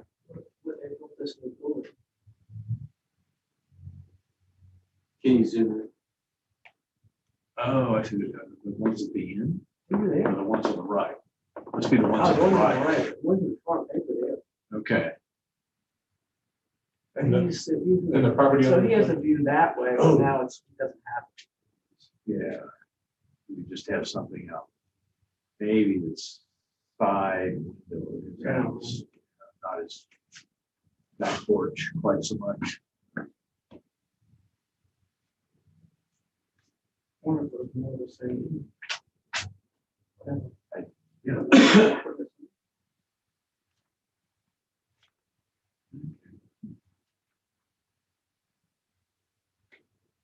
Walk over the pool, see the water. He's the second to the end unit, is what it looks like. On his view has been. Oh, okay. That's So what we'll I'm have to doing. end it. Okay. Fortunately, there's nothing looking like Yeah. it. Well, actually, there are. Actually, there are. Those are nice views. Yeah. Issue.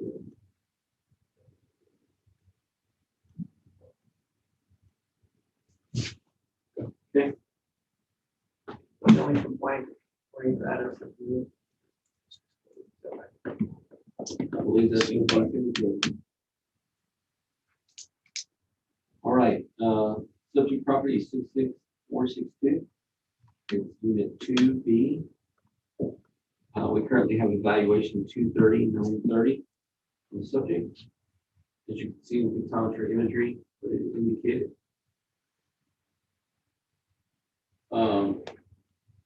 This property on a comparable sales grid, we could only get to 221,073 on the subject. From an equity standpoint, it's identical to the other units, 230,930. But I mean, there's a $9,000 increase or somewhere in that neighborhood just from the market value sales. The sales that we had in there were 232, 204, and 249. They had rendered values associated with the subject when compared with the subject to 250, 220, and 221.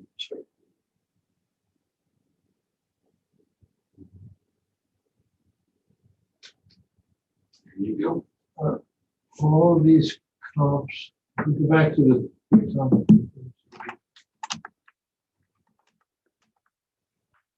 All of these comps along this row out here. The sales comps are 70. I guess it's sold twice. It's sold twice. It's sold twice. Interesting. And you or the second one? No, 7D is somewhere. It's not 2, it's not unit 2, and 8 is further back. All of these are further back sales. So there's nothing that, Right here, this is 7D.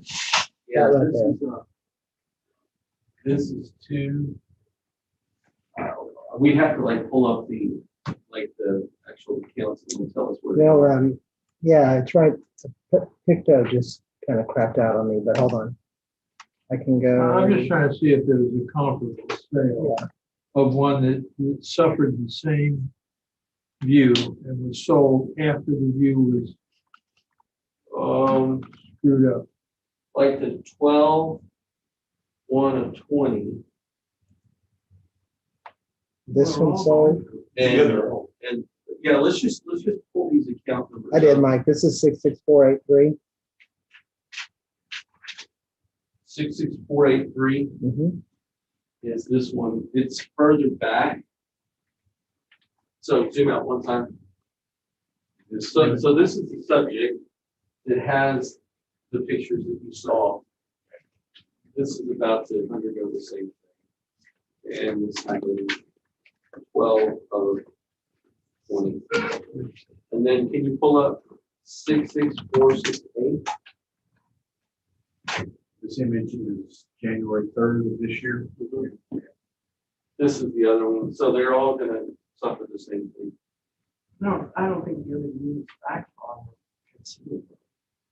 No, they could never, well, they might have could from another, but they weren't as good as these here. So they're inferior to this already. And a purchaser, they'll look around and they'll see what's fixing to happen. This one we have highlighted, that was a sale, right? That was a recent sale in January of this year, And that was how much? 249. Is that the one in question or is that the one? Okay. No, the one in question is up here. The sale was. But this was 249. It adjusts out to the 221 when compared to the subject, and that's where I was at. The median value is 221. Okay. I think that's 21 and doing something. In my closing statement, I would say the answer is no. I mean, it's inferior to the subject. It's further back. I mean, at the very least, it's equal to. It's a good representation of market value. When compared with the subject, renders a value to. Clearly, they were under construction, so when that sale took place, they had to know what was going Yeah, on. So the picture was taken January 3rd. and the sale occurred on January 29th. Yeah. So They they knew. obviously heard. Yeah. I say leave it. Leave it as is or I'll go down. go down to Yeah, 220. Yeah, it says 221. Okay. So on case ID 2021-905, account number 66462, and considering Q1 incorrect appraised market value or Q2 equity value, I move that we reduce the 2021 appraised value of this property from $230,930 to $221,000, $221,070 based on evidence given by the sales evidence, sales market value evidence given by the district. What was it? 221, 07. Okay. Second. All in favor? Aye. Case closed. Opening hearing on case 2021-906. Account 69831. 69831, property owners of affidavit of evidence reads Royal Estates LLC. Property in question is 195 Fort Royal, City of Sea, Texas. Incorrect appraised market value and people prepared for the property. I agree with the district's market value 587,090 based on the evidence provided. I do not intend to appear at the hearing either in person or by telephone conference call. This affidavit and the evidence and or arguments that will be used for the hearing if I do not appear in person at the hearing. Our evidence indicates that we have a subject property at 195 Fort Royal with a market value of 587,090. It is in the City by the Sea subdivision. The next thing is the concrete imagery. After that, you can see the comparable sales analysis, the grid, indicates a median value of 591,410. These are other sales in the city by the sea subdivision. When appropriately adjusted with the subject renders a value of 591, which supports the 587 account on subject property. The other information that we have is on equity. On the equity grid, you can see the median equity value is 610,263, which supports the value that we have on the subject of 587 or 090.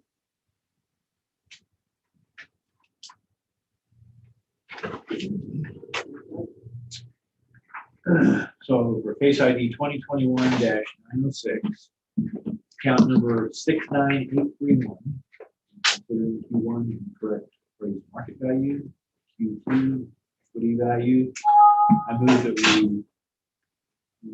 that the 2021 appraised value of $587,090. All in favor? Aye. Aye. Case closed. Opening hearing on case 2021-907, account 8818031. Account 8818031, property owner's affidavit of evidence indicates HCRJA Trust. The property under question is 131 Reserve Lane. Incorrect appraised market value is unequal to privilege property. I agree with the district's market value of 721,220 based on the information provided. I do not intend to appear at the hearing, either in person or by telephone conference call. This affidavit in the evidence and/or arguments that may be used at the hearing if I do not appear at the hearing. Signed by Sarah Taylor. Value on the subject property is 721,220. This is 131 Reserve Lane in the boardwalk HUD. You can see the next picture is the pictometry imagery. Which one? Which one is it? That one. Oh, yeah, it's one of the ones on the canal side, or it's not on the bay side. Okay.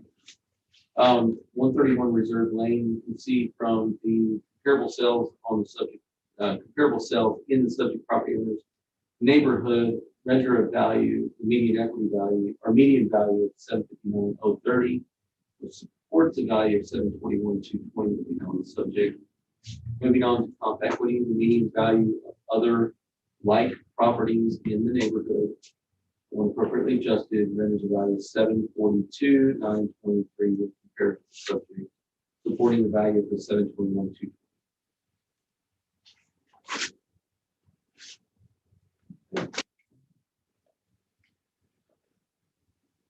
So it's 2021-907, account number 8818031. When considering Q1 incorrect appraised market value or Q2 correct equity value, I move that the 2021 appraised value of $721,220 remain the same. All in favor? Aye. Case closed. Opening case ID, hearing on case ID 2021-1186. Account 61468. 61468, Tom Edit. This is subject property. The question is 223 through 225 land in Rockport. Incorrect appraised market value compared with other property. I agree with the district's value of 52,800 based on the evidence provided. I do not intend to appear at the hearing either in person or by telephone conference call. This affidavit in the evidence or arguments that it may be used to hearing if I do not appear in person at the hearing. Subject property is at 223, 225 Lanes Inn. We currently have a value of 2,800. On the next page, you can see the pictometry imagery of the location. From a comparable sales analysis, this is vacant land. You can see that the comparable sales analysis indicates a weighted value of 58,773 when compared with the subject support the value of 52,800. From a comp equity standpoint, the subject property comp equity standpoint, the subject property is just like its neighbors. It's on the same lien table. That's why it comes exactly out to the 52,800. You can see that 229 Lands End is a little bit smaller than the subject, and it's appraised at 32.5. The next one is comp 2. It's smaller than the subject by half, and you can see that it's appraised at 30,000. So you can even see the economy of size just in that comp. Comp 2. So if it were double, it would be 60, but it's not because there's an economy of size working for it.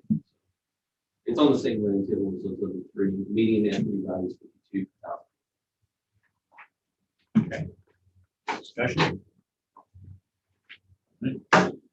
So on case ID 2021-1186, account number 6146, when considering incorrect appraised market value for Q2 equity value, I move that the 2021 appraised value of 52,800 remain the same. Second. All in favor? All right. That completes the 3 o'clock topic. And Val is here, so I there am. must be more. So if you're up for more lectures, we can do that, or if you would rather do it tomorrow, that's fine also. Carry on. Okay. Right. This is under agenda item 3. I was gonna say, You didn't tell us stack there and were went 5,000 letters. Oh, no, that's not the letters. That's what you That's were- the orders. Yeah, yeah. All right, so the first thing is you'll see under agenda item 3 is that I put in additional information for one that we talked about this morning. The 24404. It's under a folder. This was additional. actually yesterday, but it had an incorrect, We did it this Square footage? morning. oh, so it's okay, the- the one, yes, that they yeah. disassembled the mobile home. Showed the pictures of the Got it. disassembly of the mobile home. So, So this was this morning, okay, and Ray let me know, he said that had to do with a mobile home. And I looked and there, it was the same address, the 140 Lantana. Then I thought they were different people, but Ray said, no, it is one person, even though the mobile home says Stephen Halverson and the property says Mark Stephen Halverson, I think. So just his middle name was used on the mobile. I don't know if it makes any difference for your determination, but I thought I should bring you the additional information. This is a Halverson was not the, No, it's not. that was not the mobile home that they disassembled. No. oh, okay. Okay. Halverson. Yeah, the letters in agenda They were item. just late. Oh, the letter or was it a case? No, they sent a letter and we said this morning, oh, that sounds like they sent something in already. And Oh, that okay, was the right. case. They protested the mobile home and apparently they meant to protest the land. That's what we talked about. So that Right. the letter said this letter is to clarify. Okay. That might just. That is correct. So that was. That was correct. So just to be clear, have we received any protest for Halverson? On the mobile home account we have, Okay, but not the land. right? They have 2 accounts. It's not a homestead, but they have 2 addresses with 140. That's why I put the appraisal cards under additional info. Okay. Did you ask for that information or did you just send? No, he just sent in one protest form. Yeah, I know, but what? The letter, What he's got in his hand now, what did that come? I printed that out. Oh, okay. Yes, all Mr. Halverson, Mr. and Miss Halverson sent That was letter. the one letter. But like I said, Ray was able to give me additional information that they actually have a mobile home and that's what they're referring to on that improvement. and they have requested for a hearing on this This account that has the mobile home? Yes, I included the protest form in there for that mobile home. Didn't you turn it down? We did. But we didn't have enough information. No, you didn't. I don't believe. I don't think you. Well, I don't know. Yeah, I think we did, yeah, because there was no reason, no good cause reason. Got you, got you. Okay, so just to be clear, I think what Val is saying is that they wrote you a letter and they indicated one account number. And really they have two account numbers, right? well, I'm not looking at the original letter, but it is in the tablet. You want to read it again? I'll read it. Pension Appraisal Review Board in regards to property ID 24044. This letter is to clarify that my dispute is for the land and not the dwelling. There has been no improvements to the land to justify the appraised value increasing from 20,300 to 34,840.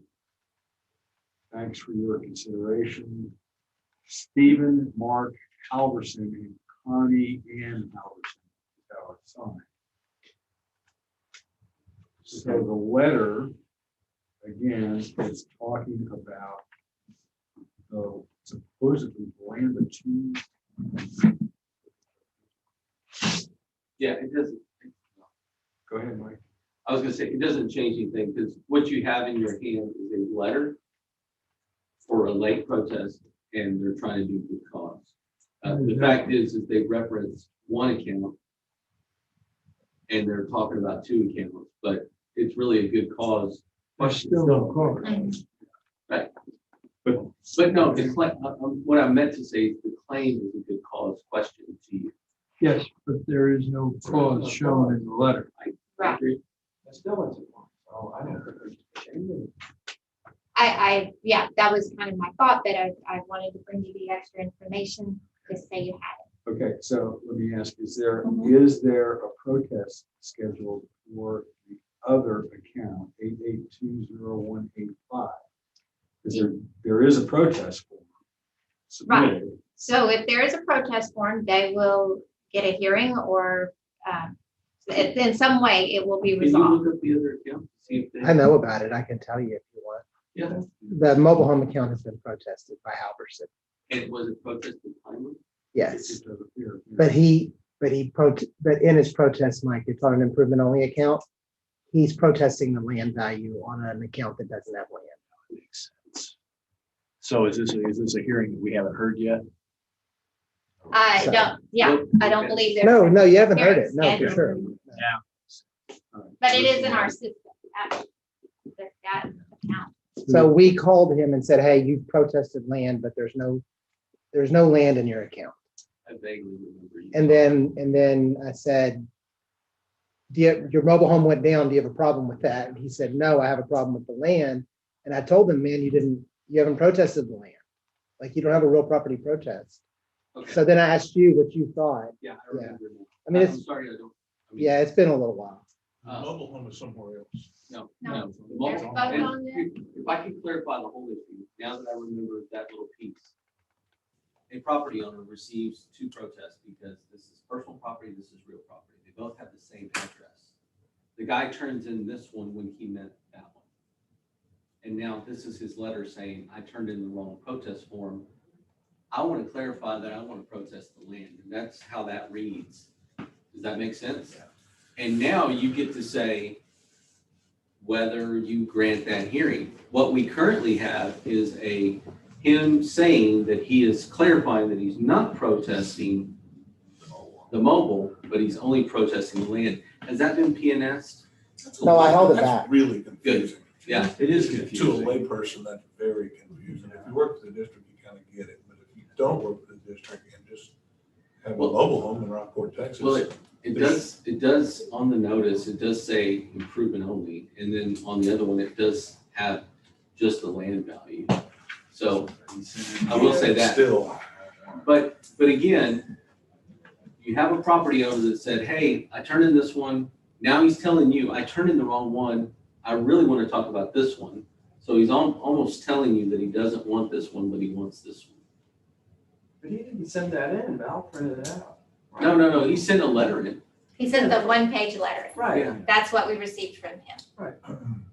Absent of that Mr. other, absent of that other information, it doesn't make, now it makes sense. It does make sense.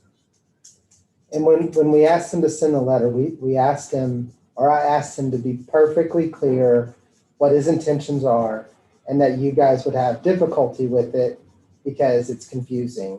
So I instructed him to include both accounts, include all the information he possibly could in the letter, and I don't think he did.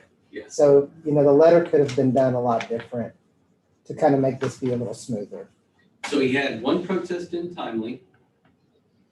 It does have the same address. That's the thing that, in my opinion, he made an honest mistake.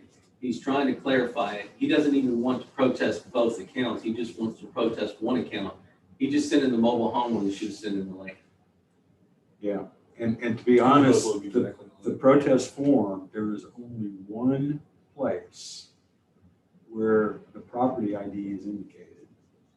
And since the addresses are the same for both the land and the mobile home, I could see how you get a little Well, on acronym.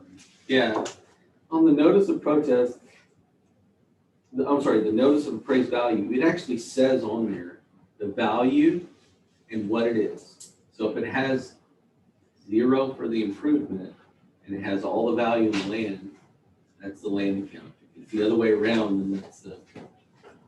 Honest mistake. We're bringing it to your attention in case you wanted to reverse your decision. It's up to y'all. That's a giving one. I'm almost leaning that way too, he hasn't really shown a good cause, it's just a mistake. We all I make. won't joke about it here. And being totally fastidious, if he just pulled out, he would have had 2 protest forms, right? Because he had 2 appraisals that were in. And, unless he was, at least, it's not 4.5, but it's probably 5. In the interest of fairness, maybe we should give him Give it here. Charlie? Charlie. Looks like. Take a vote on it. We need the word. You need to make a motion on it, please. Okay. We got other letters. Yeah. And I guess you'd have to reverse the earlier motion. Have you already sent that letter? No, haven't sent it. Okay.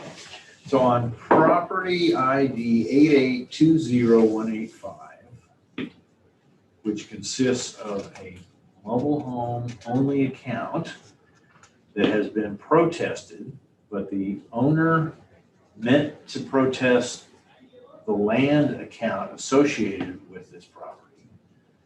I move that we grant him a hearing. Second. All in favor? Aye. Let the record show 4 ayes, 1 no. And to, You need to reverse the other letter that we did this morning. Okay. well, oh, go ahead. He made a motion on reversing. I think. Right. Did you make the motion that way? No, I really didn't. So let me make another motion then on account property ID 24044, which is the land only account for this previous motion. This morning on 6/15/21, we moved to not give Mr. Halverson a hearing based on evidence now, additional evidence seen this afternoon. I move that we rescind this order. Second. All in favor? Aye. Let the record show. Now, 4 ayes, 1 nay. and I will, just as an aside, say, it took them a while to put it all together. Because we had several folks, I don't know if it was Ray that was in this morning, but people were looking. Yeah. It didn't make the match between these 2 accounts. So I think it just supports our decision, I think, in my mind. We could talk about it for another 30 minutes, or we could give them a 30-minute hearing. Either way, it's been their time. Just read a different letter. Okay, yeah, moving right along. What So are you doing? this letter is dated a couple months from now, but I'll just assume that they meant to say June 14th, 2021. It's dated August 14th, 2021. Appraisal Review Board, I had filed notice of protest for or property at 2020 Colorado. I called in this morning, but I was told you did not have a notarized written affidavit on file. I could not get it done quickly this morning, so I asked to reschedule. The person said I needed to send a letter to the ARB explaining why I needed to reschedule my hearing. Please let me reschedule the hearing, and I will provide the necessary documentation you need. Dorothy M. Abelinado. Property ID 34865 and 34866. Protest ID 923 and 924. And 115720. There's 3 protest IDs. I have a feeling the 115 number is the owner ID number. Okay. That's- That's a protest ID number. Okay. Yeah, it's like an ID, a different ID. Okay. And then this is received today. In the mail. The protest form would have given. She us- called in before the hearing. Yes. The hearing was on 6/14. That was yesterday at 10 a.m. docket. Okay. For you to reschedule, you have to call in the day prior to the hearing, Day prior to? I believe. Yes, that's correct. Those are the procedures set forth by the ARB. And that's in the tax code. Yeah, there you go. That Okay. makes a difference. Yeah. So I would say no then. No. Not give that person a hearing. Okay, so for the account, property ID 34865 and 34866, I move that we not give the property owner, Dorothy M. Abelinado, a hearing because good cause was not shown. You in favor? Aye. In state law, Right. in state law. Time. Okay, that's it for today. Is anyone, What's it look like for tomorrow? I don't know, let me go check with Beth. She's been working on that, so I'll have her report. Is this thing done? Well, Not quite yet. they're Not quite still yet. here, they're still talking, so, no, Okay. not until they adjourn and disperse. We can make a motion for it. No, but then if you talk after that, you're filing. Yeah, it's better that you just, when you're done, you can be done. The offer's not over till the after he sends.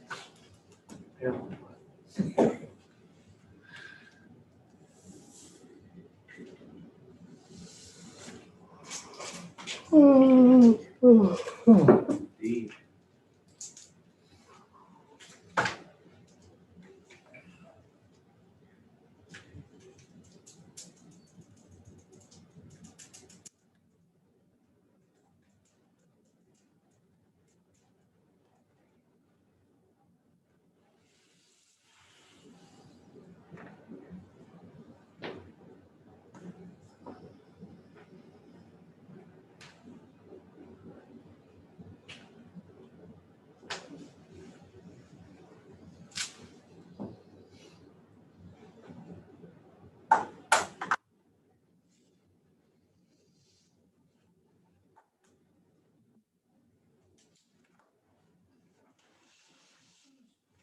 So does it show ways anywhere what docket? that they appear? Right, is there an order today? Is there an order of time docket? Yeah. Well, the like time. Where does it say that it's an 8:30?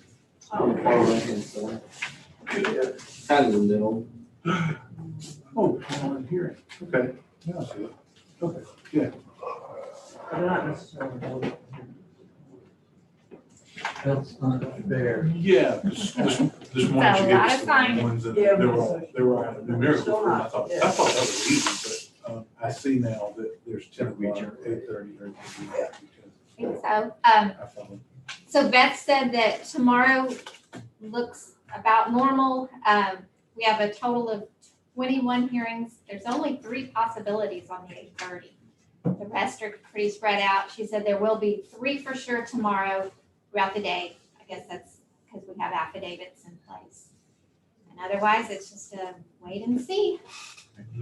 Are they in person? I don't know. Sometimes they don't indicate if they're coming in person.